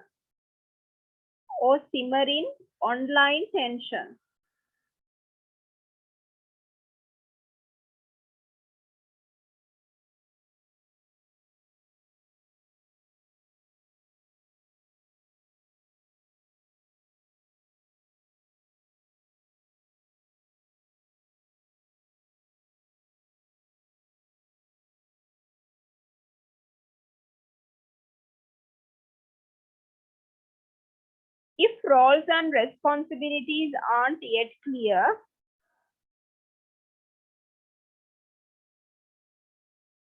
if roles and responsibilities aren't yet clear,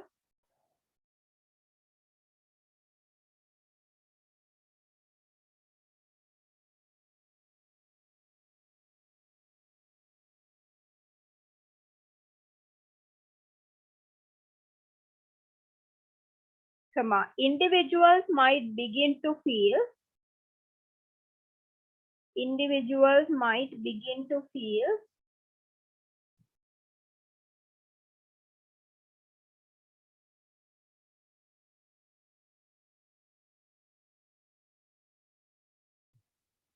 overwhelmed by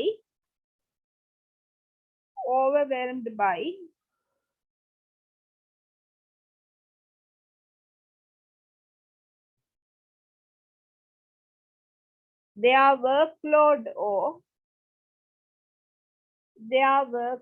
or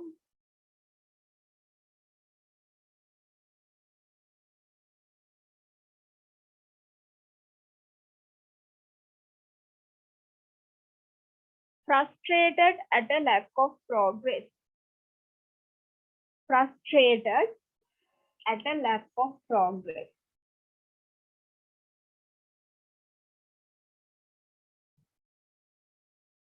Then third stage, norming stage. What is the last word? Lack of progress.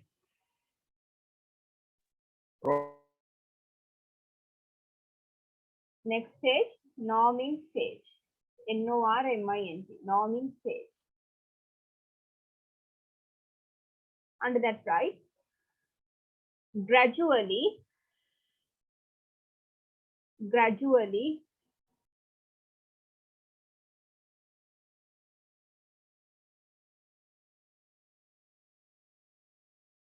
the team moves into the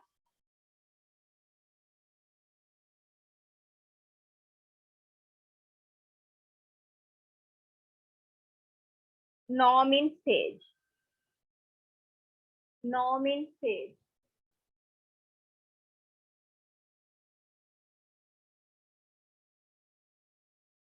Full stop.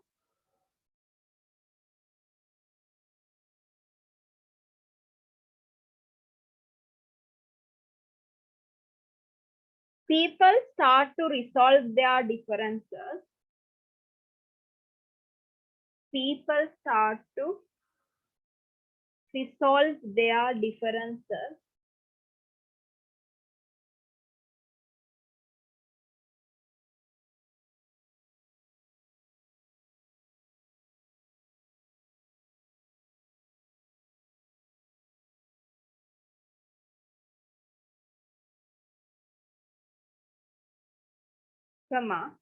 Appreciate one another's strengths. Appreciate one another's strengths.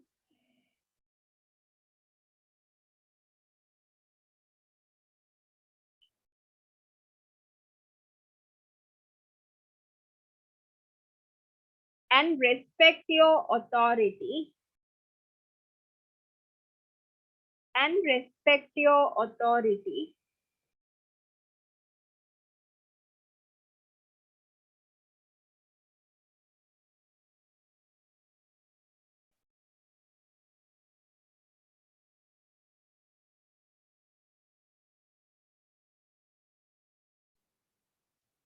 As a leader. As a leader.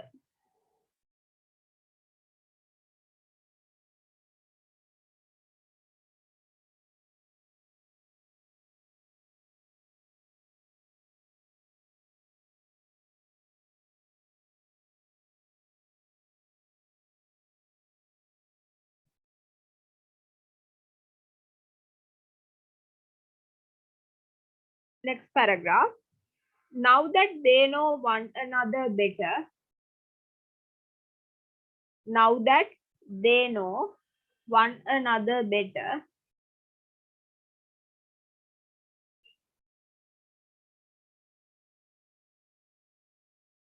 comma, your team members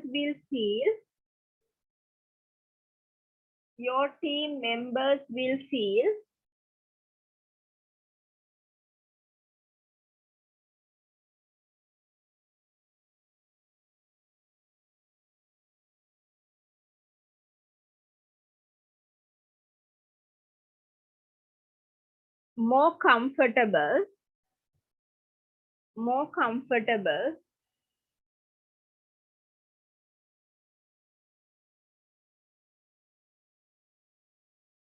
asking for help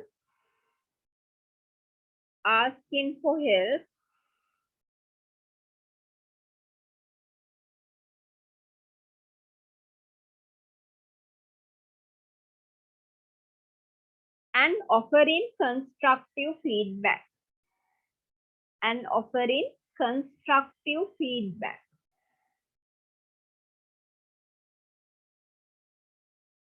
Full stop. Sorry, ma'am. And offering. Constructive feedback.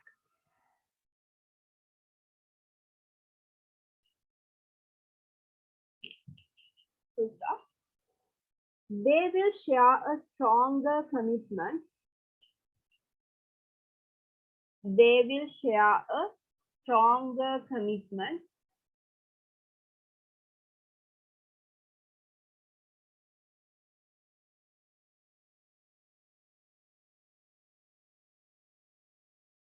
To the team's goal.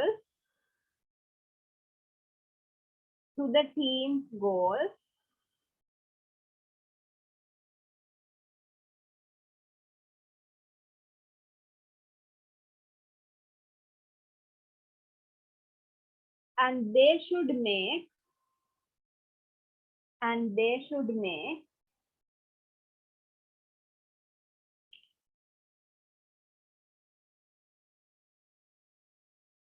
good progress towards it.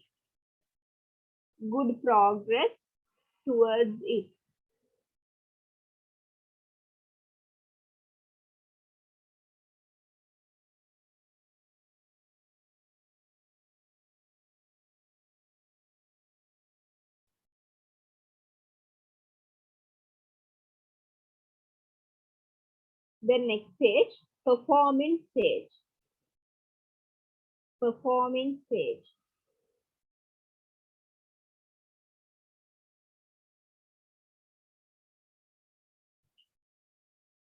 Under that side. Now the team is in flow.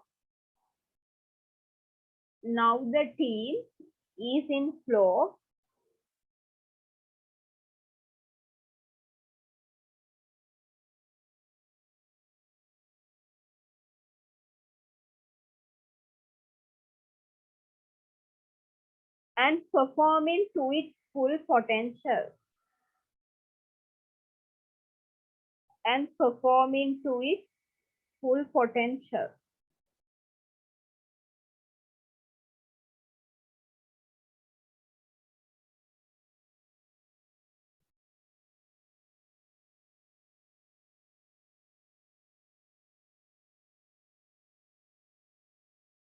Full stop.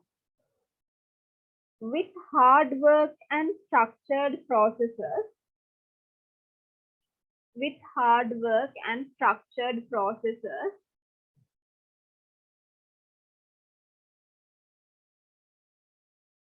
comma,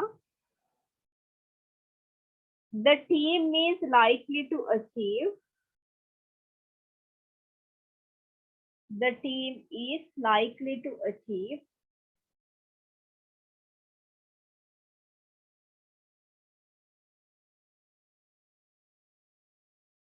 its goals efficiently.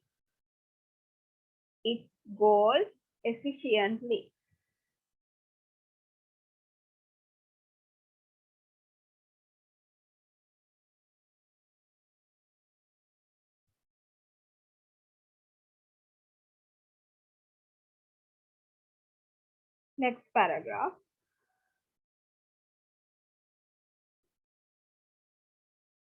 Sorry, not next paragraph. Next heading. Adjourning stage. Adjourning stage. Under that, right? Many teams reach this stage naturally. Many teams reach this stage naturally.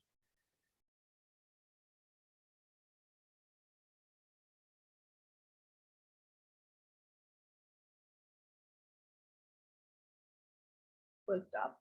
For example,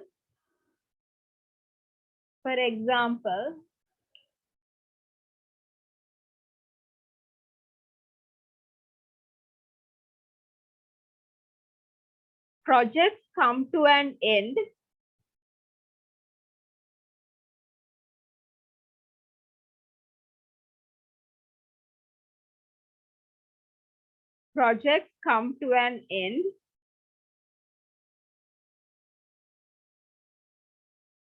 or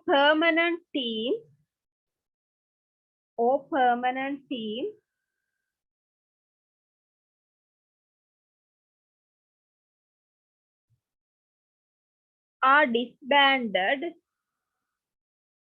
are disbanded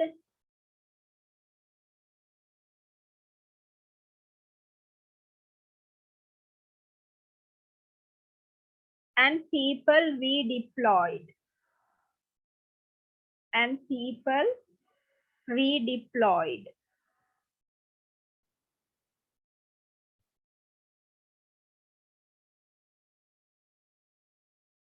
Separate paragraph. People who like routine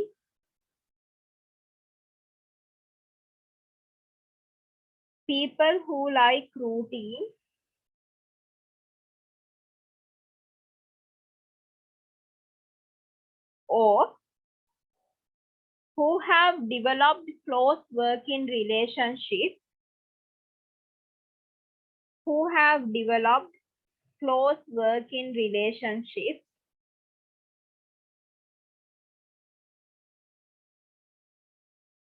with colleagues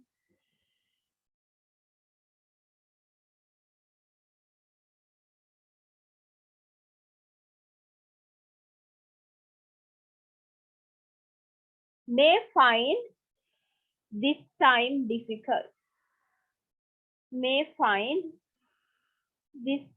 difficult.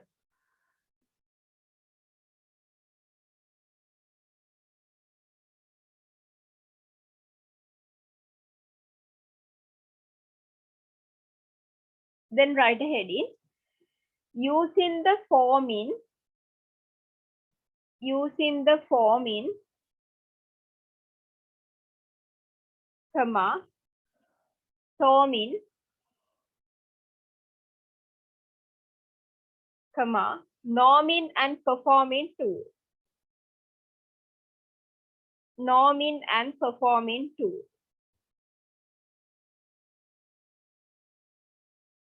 Under that, right? Follow the steps below.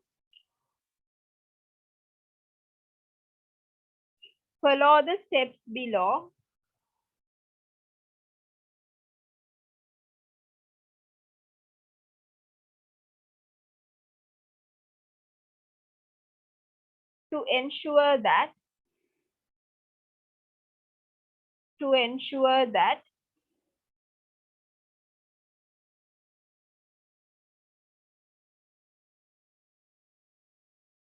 you are doing the right thing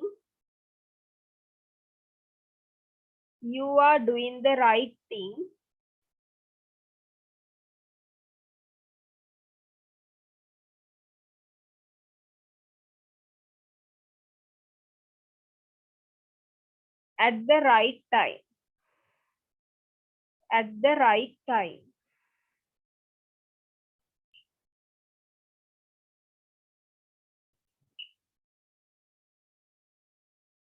First one, under that first one, identify the stage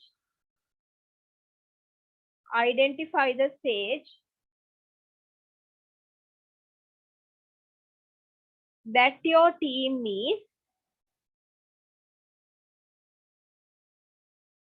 your team is at.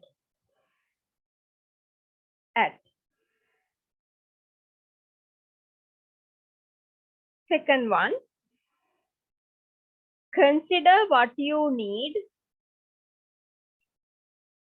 Consider what you need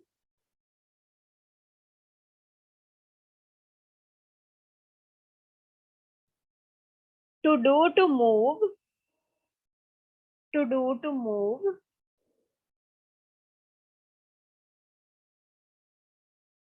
on to the next stage.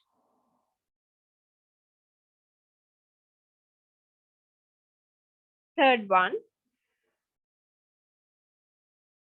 schedule regular reviews. Schedule regular reviews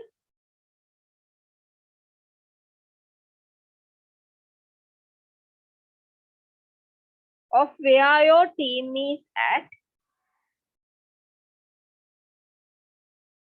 Of where your team is at.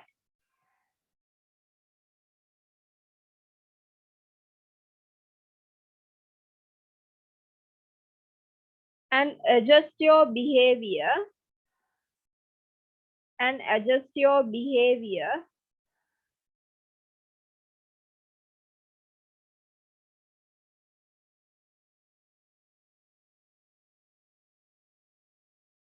and leadership approach accordingly.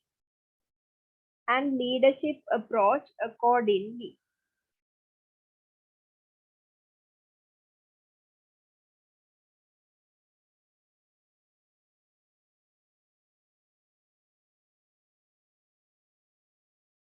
Then write a heading, leading through the stages.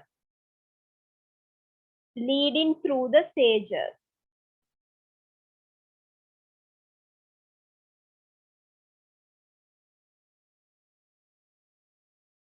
First subheading, form into storming.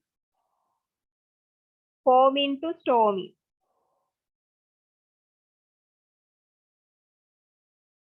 Under that, write, Ma'am, what is the topic? Leading to stages, no? yeah, leading to stages. Then the subtopic? Form into storming. Under that, write, to establish clear objectives. To establish clear objectives.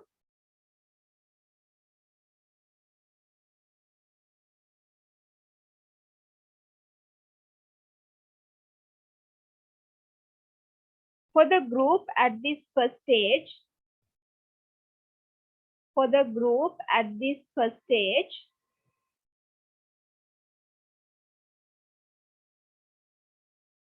Comma,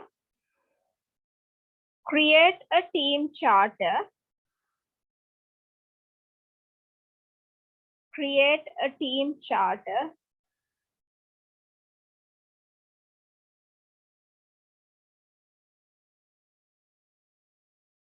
And help team members to set personal goals. And help team members to set personal goals.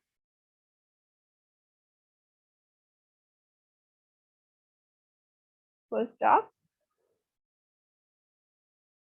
So that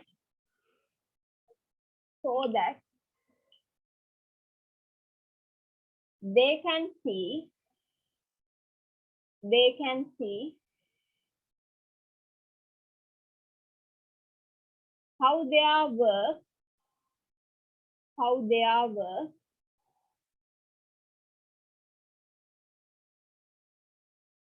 will fit with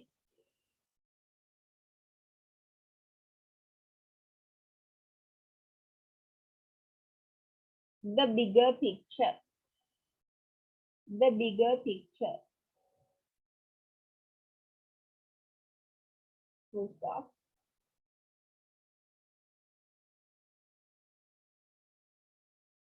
Next paragraph. The forming stage is also about.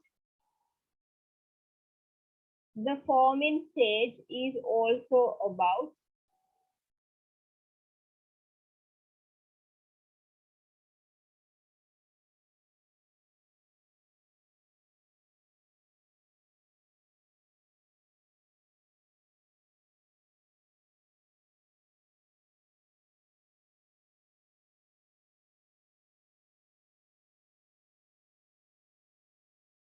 People getting to know one another. People getting to know one another. Good stuff. If you are working remotely, working remotely,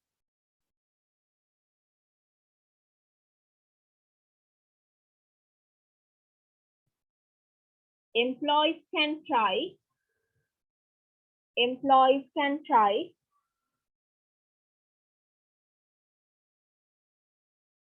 virtual onboarding exercises,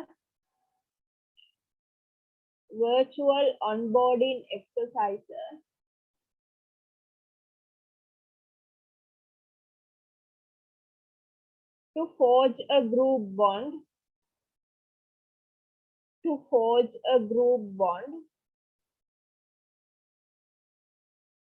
Sorry, ma'am, what is that?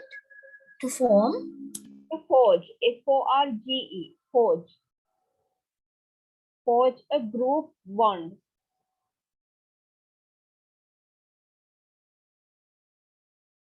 And establish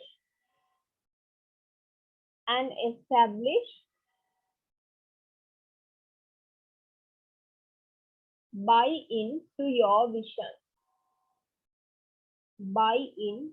vision.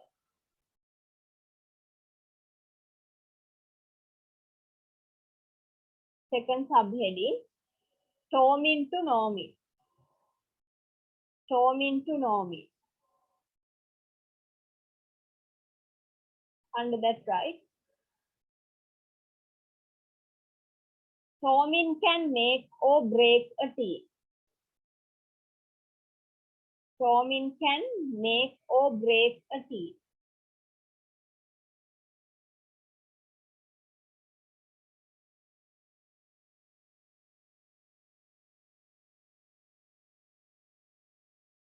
So it's essential that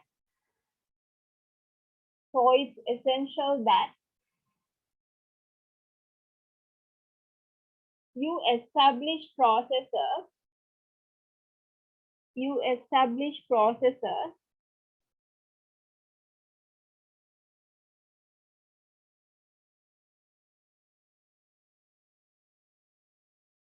to track the progress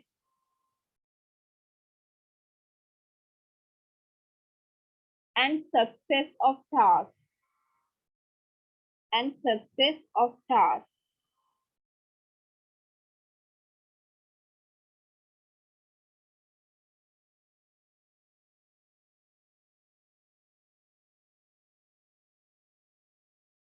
Next paragraph. The group must also feel safe.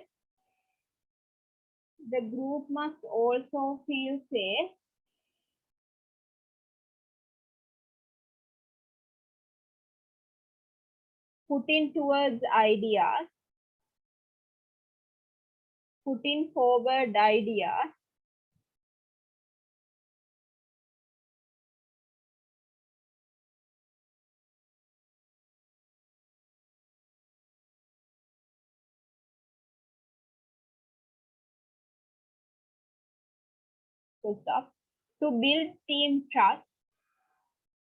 to build team trust,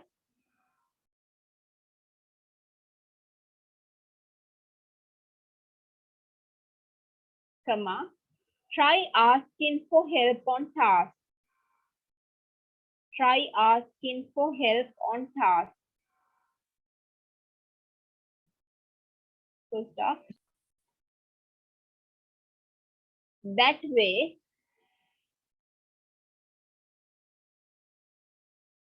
You will encourage people. You will encourage people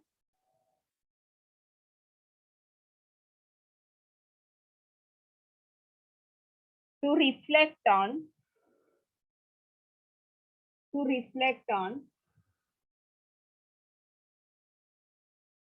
what they can offer, what they can offer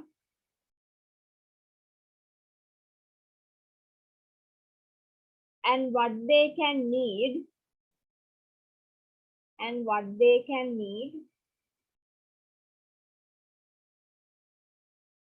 from other team members, from other team members.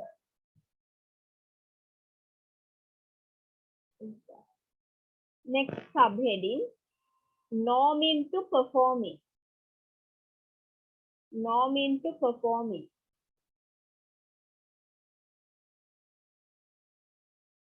Under that, right? Get your team to bond.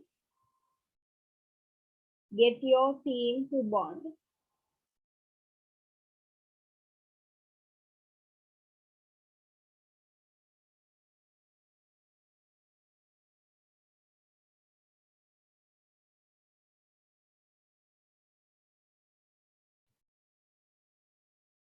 Further with face to face.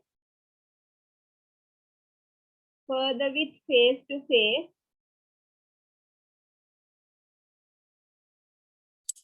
Sorry, ma'am. Further with Face to face. Or virtual team building exercises. Virtual team building exercises.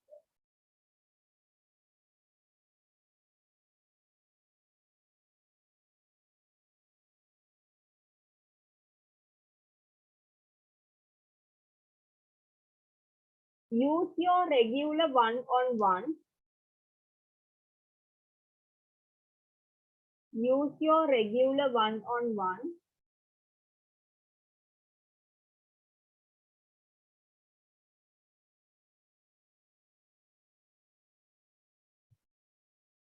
to encourage individuals to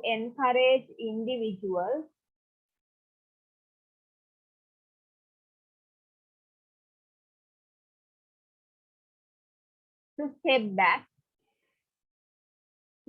back, comma, review their goals,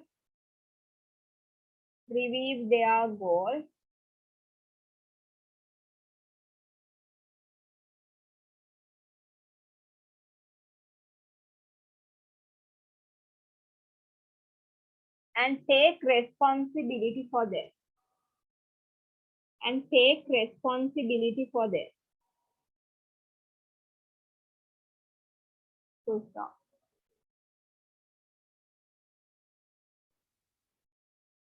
Next subheading, perform into a journey. Perform into a journey.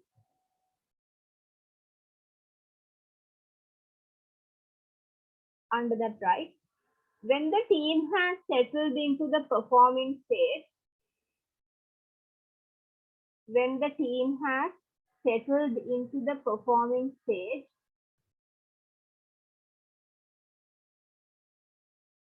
comma,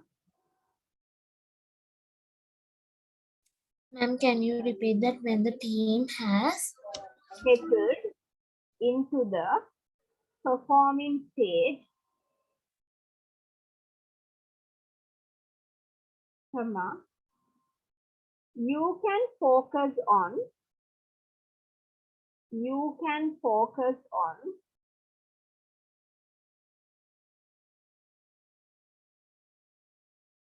other goals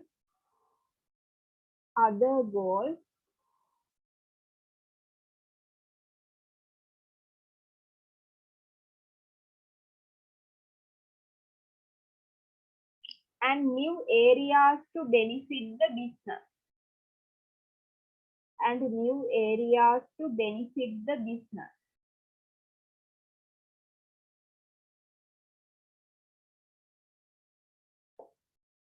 Full stop. Free up more time for yourself. Free up more time for yourself.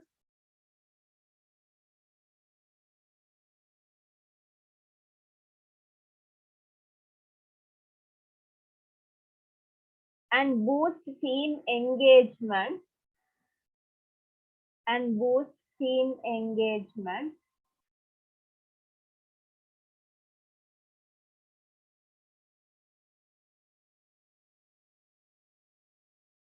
By delegating tasks and projects. By delegating tasks and projects.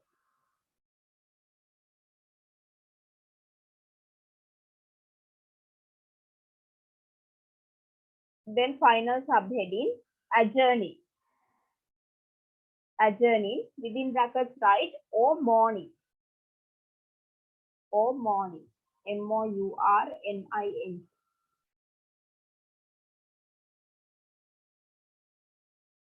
Under that write,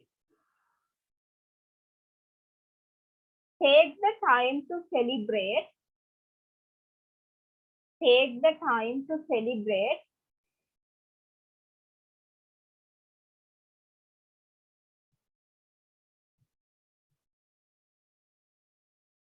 the team's achievements. The team's achievements. Stop. Having positive shared experiences. Having positive shared experiences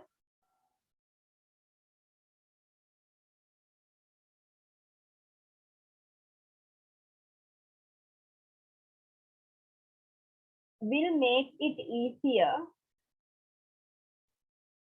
Will make it easier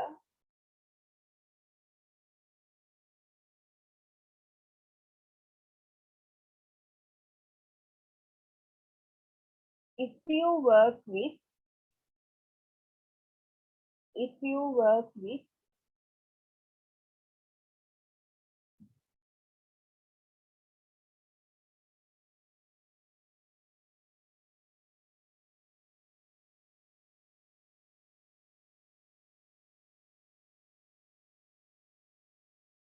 some of the same people.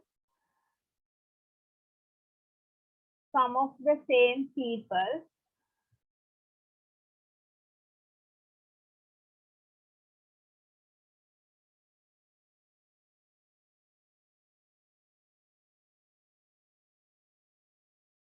again in the future. Again in the future.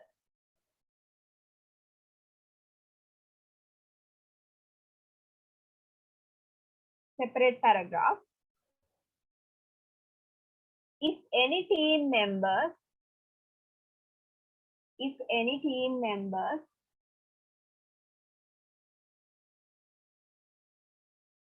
feel uncertain about what's ahead,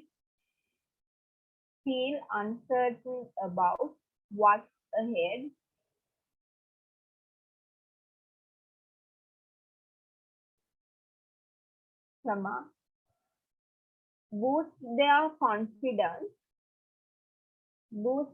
confidence,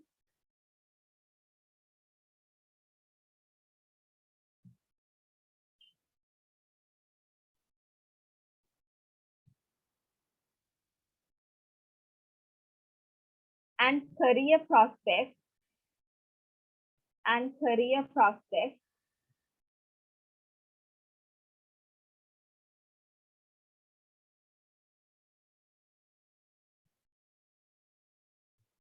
by praising them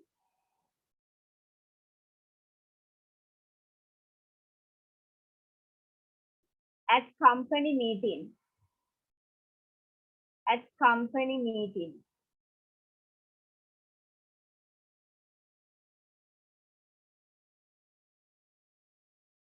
Full stop. So now we are going to talk about the differences between groups and teams. Right? Groups කියන්නේ සමූහ, teams කියන්නේ කණ්ඩායම්. So these are two interrelated terms, but there are some slight differences. Right? So in groups, people working towards a goal whose work is coordinated by someone. So the group එකක හැමතිස්සෙම වැඩ කරගෙන යනකොට coordinate කරන්න වෙනම කෙනෙක් ඉන්නවා. එක්ක leader වෙන්න පුළුවන්, එක්ක manager කෙනෙක් වෙන්න පුළුවන්, කවුරු හරි වෙනම කෙනෙක් ඉන්නවා. group එකේ team members ලා ටික හරියට වැඩේ කරගෙන යනවද කියලා monitor කරන්න. හැබැයි team එකක එහෙම separate coordinator කෙනෙක් නැහැ. So here people working towards a common goal who coordinate their work amongst themselves. So එතන separate කෙනෙක් නෙමෙයි coordinate කරන්නේ. එයාලම එයාලගේ වැඩ monitor කරනවා. they හැමෝම interrelated interdependent relationship එකක් තමයි තියෙන්නේ.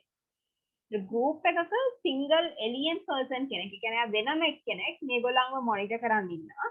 හැබැයි මෙයාලගේ එහෙම වෙනම alien මේ වගේ කෙනෙක් නැහැ. ඒගොල්ලෝ අතරෙම interrelationships තියෙනවා and they interdepend each other.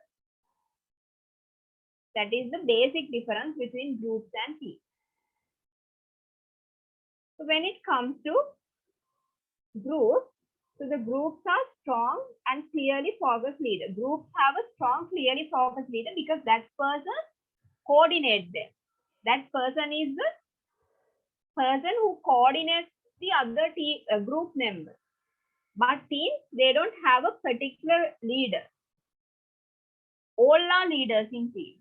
හැමෝම leaders ලා team එකක වෙනම එක්කෙනෙක් නැහැ මෙයා තමයි leader කියලා කියන්නේ. හැමෝටම leadership roles තියෙනවා. හැමෝම හැමෝගෙම වැඩ share කරගෙන interdependent විදිහට වැඩ කරගෙන යනවා.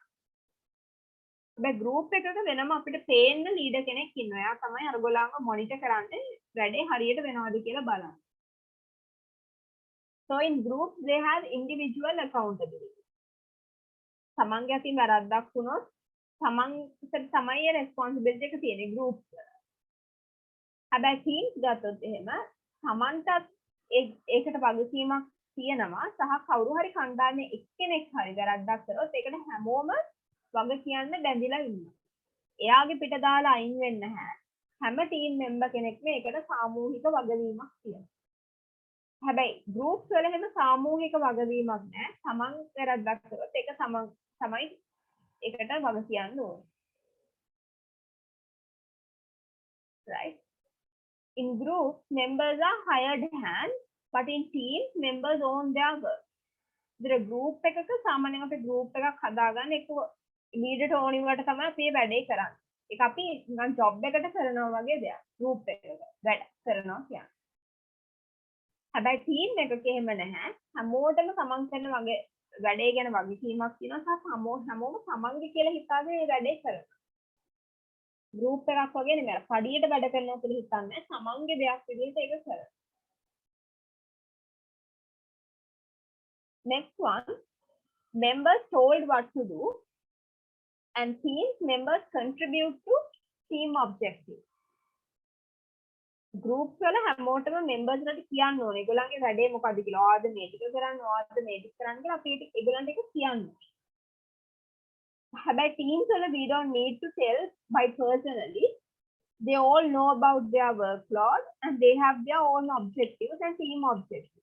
So they work towards to that objective.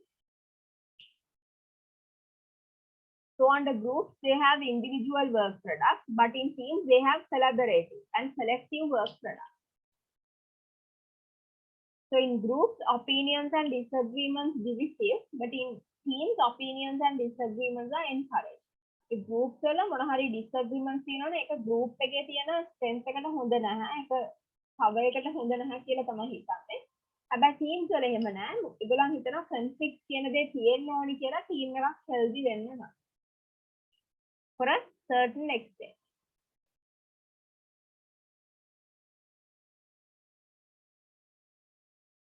Next one, individual success or failure. In groups, there is a collective success or failure. ඒක තනි පුද්ගලයෙක් කියලා හිතන්නේ නැහැ teams වල. හැබැයි groups වල තනියෙන් වග කියන්නේ තනියෙන් තමයි group එකේ success එකට හරි failure එකට හරි හේතු වෙන්නේ. හැබැයි team එකක එහෙම නෑ. එක පුද්ගලයෙක් වරද්දක් කරත් එතන සාමූහික වගවීමක් තමයි තියෙන්නේ.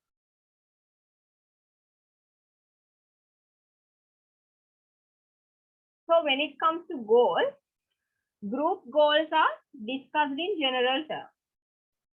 Team goals are very clear and elevating goal drives all aspects of team. Group එකක් ගත්තොත් එහෙනම් ඒවයි තියෙන goals තියෙන සමහර individual goals තියෙන ඒගොල්ලෝ ඒගොල්ලන්ගේ අරමුණු වෙනුවෙන් වැඩ කරනවා. හැබැයි team එකක එහෙම නෑ එතන collective goal එකක් තමයි තියෙන්නේ. Roles and responsibilities in groups may be discussed but are not always explicitly defined. In teams, roles and responsibilities are clearly developed and discussed. එක්කෙනාට groups වල වෙන වෙනම හරියටම define කරන්න පුළුවන් roles විදිහට නෑ. භූමිකා හැම හරියටම තියෙනවා. අර අපි කලින් කතා කරපු භූමිකා තියෙනවා. හැබැයි ඒවර හරියටම වාචිකව හරි ලිඛිතව හරියම define කරලා නැහැ. explicitly define කරලා නැහැ. ඒ කියන්නේ agreement එකකින් හරි අර එහෙම define කරලා නැහැ. හැබැයි team එකක් ගත්තොත් එහෙම නැහැ. ඒක clearly define කරලා discuss කරලා තියෙනවා. So in group, rules are not formally developed and evolved. Rules come according to the group's needs. But in teams, rules and operating procedures are clearly discussed and developed to help team work together. මේක එහෙම rules කියලා දෙයක් නැහැ groups වල. අර කරගෙන යනකොට අවශ්‍ය වෙලාවට අවශ්‍ය දේ සඳහා නිකන් informal rules වගේ දාගෙන තියෙනවා. හැබැයි teams වල එහෙම නැහැ. clear structure එකක් තියෙනවා. ඒගොල්ලන්ට rules තියෙනවා. ඒවා structures, procedures, rules හරියට clearly define කරලා තියෙනවා in teams. Under methods, group members interact and work is usually divided, but in teams, team members collaborate and coordinate efforts. Team members work together interdependently. So in methods, group members interact and work is usually divided. Group එකක වැඩ සාමාන්‍යයෙන් බෙදලා කරනවා. හැබැයි team එකක් ගත්තොත් එහෙම වැඩ බෙදලා කරනවා උනාට ඒ වැඩ ඔක්කොම එක්කෙනෙක් පවුලක් විදිහට තමයි ඒ දේවල් කරන්නේ. collaborate වෙලා හැමෝම coordinate කරගෙන තමයි මේ වැඩේ කරන්නේ. Right? So when it comes to groups and teams, so in groups they have a common interest, but with individual goals and accountability. Common goal එකක් තියෙනවා, common interest එකක් තියෙනවා. හැබැයි ඒකට වැඩ කරන් යන්නේ හැමෝම එකා වගේ නෙමෙයි.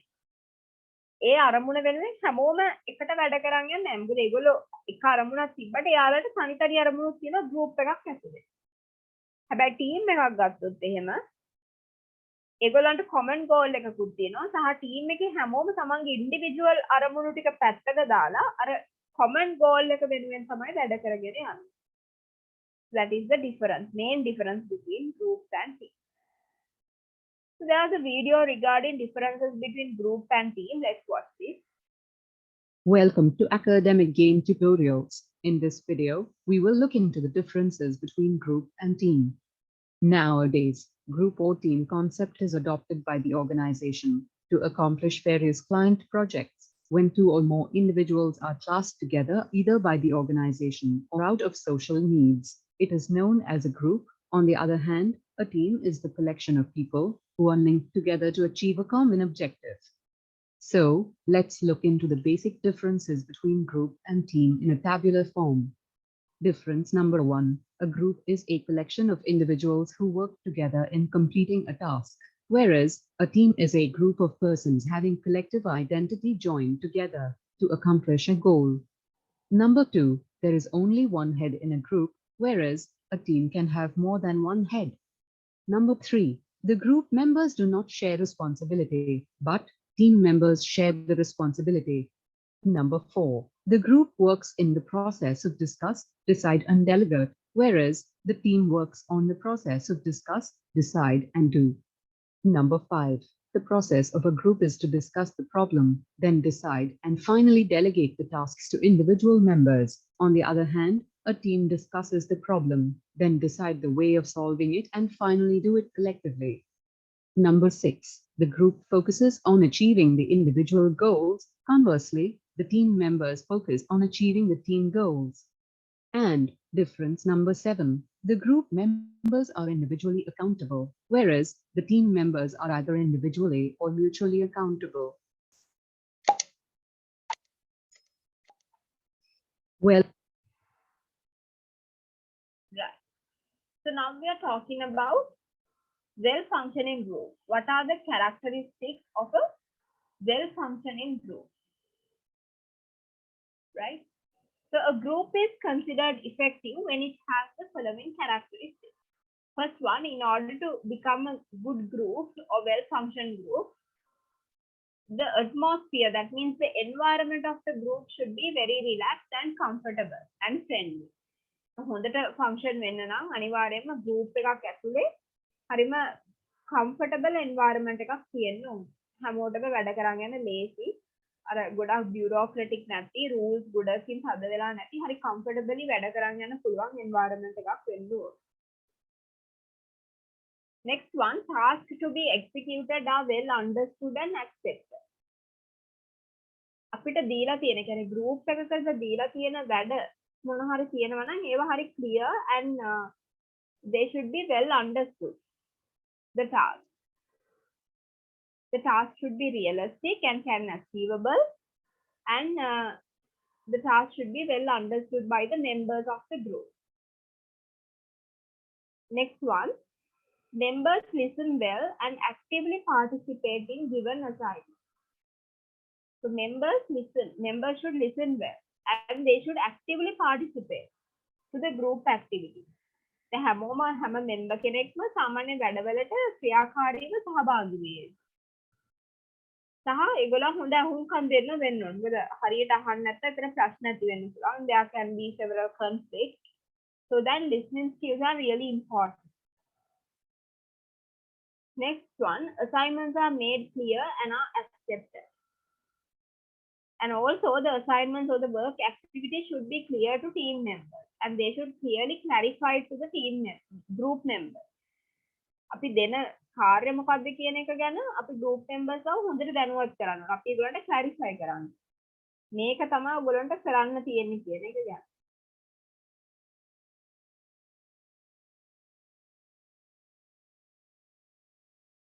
Group is acquainted of its operations and functions. And people express their feelings and ideas openly. The group එකක් වුණොත් එහෙම ඒගොල්ලන්ට ඒගොල්ලන්ගේ කාර්යභාරයන් ගැන හොඳ අවබෝධයක් තිබිය යුතුයි. සහ ඒ group එකේ ඉන්න members ලට ඒගොල්ලන්ගේ ideas, ඒගොල්ලන්ගේ තියෙන මොන හරි ප්‍රශ්න තියෙනවා නම් ඒව openly හැමෝම ඉස්සරහා ඉදිරිපත් කරලා ඒවට විසඳුම් ගන්න පුළුවන් වෙනවා. Right? Consensus decision making process is followed and there should be a agreed decision making process within the group. හැමෝම එකඟ වෙච්ච විදිහකට තීරණ ගන්න පුළුවන් මොකක් හරි method එකක් group එක ඇතුලේ තිබිය යුතුයි. Conflict and disagreement center regarding ideas or methods. Conflict and disagreement center regarding ideas or methods. මොන හරි ප්‍රශ්න හරි දේවල් තියෙනවා නම් ඒවා විසඳ ගන්න මොකක් හෝ විදිහක් තිබිය යුතුයි. Conflict resolution method. There should be a proper conflict resolution method within a group in order to maintain a healthy environment inside the group.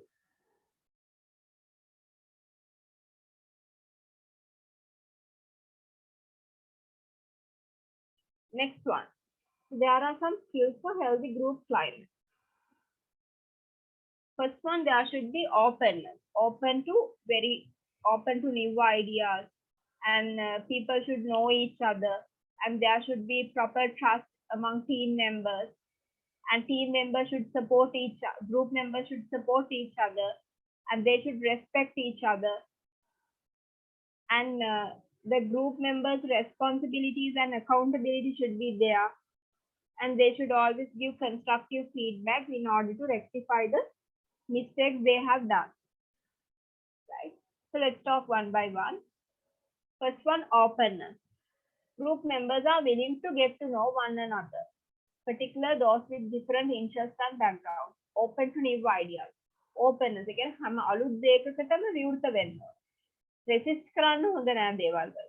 අලුතෙන් එන technology or new ideas, they should open to them.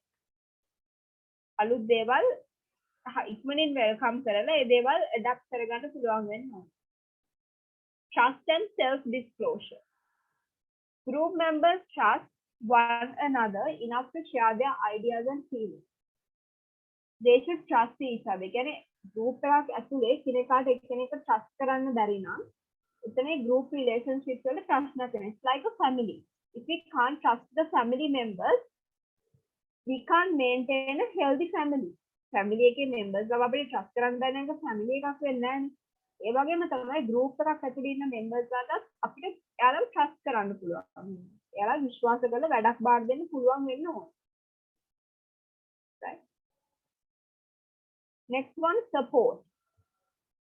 Group members demonstrate support for one another as they accomplish their goal. They exemplify a sense of team loyalty and cheer on the group as a whole and help members experience the difficulty. දැන් ඔය group එකක ඉන්න හැමෝටම සමනේ එකම විදිහ එකම capacity එකක් නැහැ. දැන් අපි ස්කෝල් එක වුණත් වැඩ කරගෙන යද්දි එකම capacity එකක ළමයි නැහැ. There are several people with several capacities. Some can learn well, some cannot learn well, some can easily memorizing things, some can't easily memorizing things. They need more time to remember something. Likewise, people vary. So it's same as a group. Group members are vary, right? Some perform well, some can't perform well, some are weak, some are really good. So that the group members should support each other to get everyone to the track. The weak එකනට අර හොඳට active team member උදව් කරන්න ඕනේ. ආව ආයි track එකට ගන්න. So likewise හැමෝටම උදව් කරන්න ඕනේ. Everyone should support each other. Then only a proper healthy environment can maintain within a group. Next important thing is respect. ගරු කරන්න පුරුදු වෙනවා. හැමෝටම හැම කෙනෙක්ටම ගරු කරන්න පුළුවන්. අර අපි කියන්නේ පොඩිම රස්සාව කරන මනුස්සයලත් we have to respect them. සමාජ ඉහළම කියලා පිළිගන්න රස්සාව කරන මනුස්සයට වගේම අපි සමාජ අඩු රස්සාවක් කරන කෙනාට we have to respect as a one. ඒ වගේ තමයි අපි group එකක හැම member කෙනෙක්ටම යා හොඳට perform කරනවා වෙන්න පුළුවන්, නැති වෙන්න පුළුවන්, දුර්වල වෙන්න පුළුවන්, but we have to respect them. ඒගොල්ලන්ට අපි ගරු කරලා කතා කරන්න ඕන සහ අවශ්‍ය දේ අපි කියලා දෙන්න ඕන. Next one, individual responsibility and accountability. So all group members agree on what needs to be done and by who. Each member determines what he or she needs to do and takes responsibility to complete the task. They can be held accountable for their task and they hold others accountable for theirs. So මෙතනදී අනිවාර්යයෙන්ම හැම member කෙනෙක්ටම සමන් කරන වැඩේ ගැන වගකීමක් තියෙනවා. ඒ වැඩේ ගැන කවුරු හරි කෙනෙක් ඇහුවොත් ඒකට පියවර ගන්න හැම කෙනෙක්ටම වගවීමක් තියෙනවා.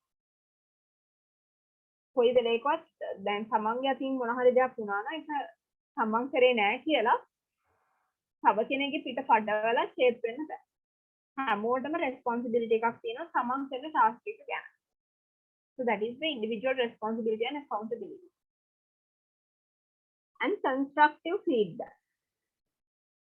සමහර වෙලාවට දැන් ඔය අපි අතින් mistake එකක් හරි වැරද්දක් හරි වුණොත් එහෙම we have to give them the feedback in a constructive way. As I said earlier also, the feedback should be given as a sandwich model.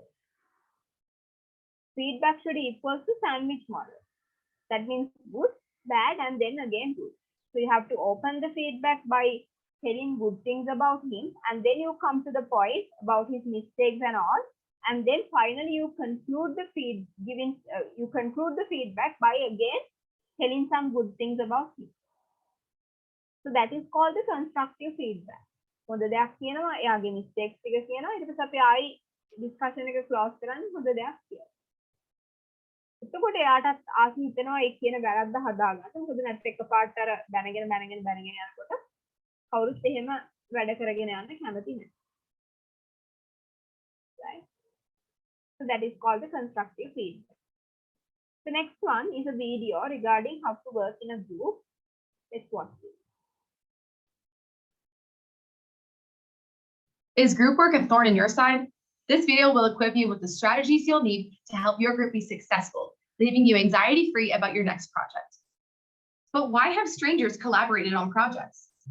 Research shows that we actually learn better and retain more information when we work with diverse perspectives. No matter what career you choose, some form of group work will be necessary. So starting now is great practice. So why are group projects sometimes a major headache? Even though it has led to great things like Destiny's Child and the Rolling Stones. Yet still, most students don't do group work, but instead stitch the work of 4 to 5 different individuals together like it's Frankenstein's monster. The true purpose of group work is to use a range of perspectives to develop one polished and refined product. Now, let's focus on the early stages of group work. One of the biggest struggles students have with group work is managing the logistics of the project. Who's taking notes during the meeting? Who organizes meetings? Who will check in to see if tasks are completed? Before delving into the answers, have everyone share some bad habits that they want to improve on. For example, a tendency to be late or dominate a conversation. Basing these responsibilities on your answers will save you a lot of frustration down the road. We divided these responsibilities into roles like a note taker and a mediator. You can learn more by clicking the link in the description. Decide what works best for you and your group and allow room for flexibility in your roles. Up next is project planning. Before you end, make sure your group is on the same page when it comes to your purpose, goals, and approach for the project. Be specific with your tasks. Instead of shoot a video, break down the process into each of its steps. This will prevent potential conflicts, and the group can always refer back to this page if you hit a roadblock. Make a chart with each task, the individual assigned to the task, its completion date, and necessary resources. Prioritize them based on time and importance, but be realistic and flexible with your deadlines. When assigning tasks and roles, assign them according to strength, but keep in mind that group work is a good opportunity to learn new skills. Aim for an equal number of hours when distributing tasks, and remember that some tasks may require more than one person. Also, make sure to schedule several check-ins so you can ensure that everyone stays on track and are better equipped to deal with setbacks. Another important part of group work is online collaboration. Online tools can promote efficiency and organization. However, many students go wrong by using it as a replacement for in-person group interaction. Think of a spectrum with complete democracy on one end and complete individualization on the other. There are certain parts of a group project that work better when the whole group is involved, and others where it might not be necessary. For example, big group decisions like ideating and check-ins should be done in person. Maybe a subgroup where a few students work together on a big task and present back to the whole team is more appropriate. Items like deciding a font are probably better for online work. Decide what's appropriate for each task, but strive for in-person or video conferences as much as possible. Even though scheduling is a hassle, sometimes things that take 20 emails to figure out can easily occur in a 10-minute conversation. Here are some online tools we suggest for your own group work. However, it's easy to forget that not everyone has Facebook or can use these platforms. Exchange phone numbers and emails the old-fashioned way, especially in cases of emergency. If there's a gap in your group's communication, it's also handy to know how to manage conflict. Conflict of some magnitude is pretty much inevitable when you work with others. The way you handle it determines whether the different perspectives, personalities, and interests work to the team's advantage or its demise. Some examples of conflict you might face include a conflict of ideas, a lack of accountability, or missing deadlines. To stay on the right track, here are some tips on how to manage conflicts that may arise. Stay calm, be patient and respectful, and have each person speak one at a time. To avoid personal attacks, address the action, not the person. Instead of you always or you should, try I feel or I've noticed. If the issue gets personal, enlist the help of an objective party, like a TA or your prof. All relationships require compromise, so choose solutions that are in the group's best interests. Also, be sure to check out the links for specific strategies to help you with group process, managing conflict, and communicating effectively. In the end, what most people dislike about group work is the stress of managing it. By embracing the core idea of actually working in a group, you'll have the opportunity to identify your own strengths and weaknesses and soon learn firsthand what great groups can achieve. Want to be a better student? Explore the learningcommons.ubc.ca website and visit the Chapman Learning Commons on the 3rd floor of the Irving K. Barber Learning Center. Right. So that's about today's session. So do you have any questions regarding today's subject? Or are you all clear about the today's session?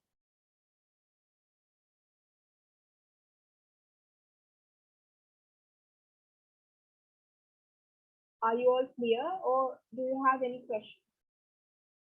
All are clear, ma'am. Right. Great. So that we can wind up the session. Thank you guys. Good night. Thank you, ma'am. Good night. Good night, ma'am. Good night. Good night, ma'am. Thank you.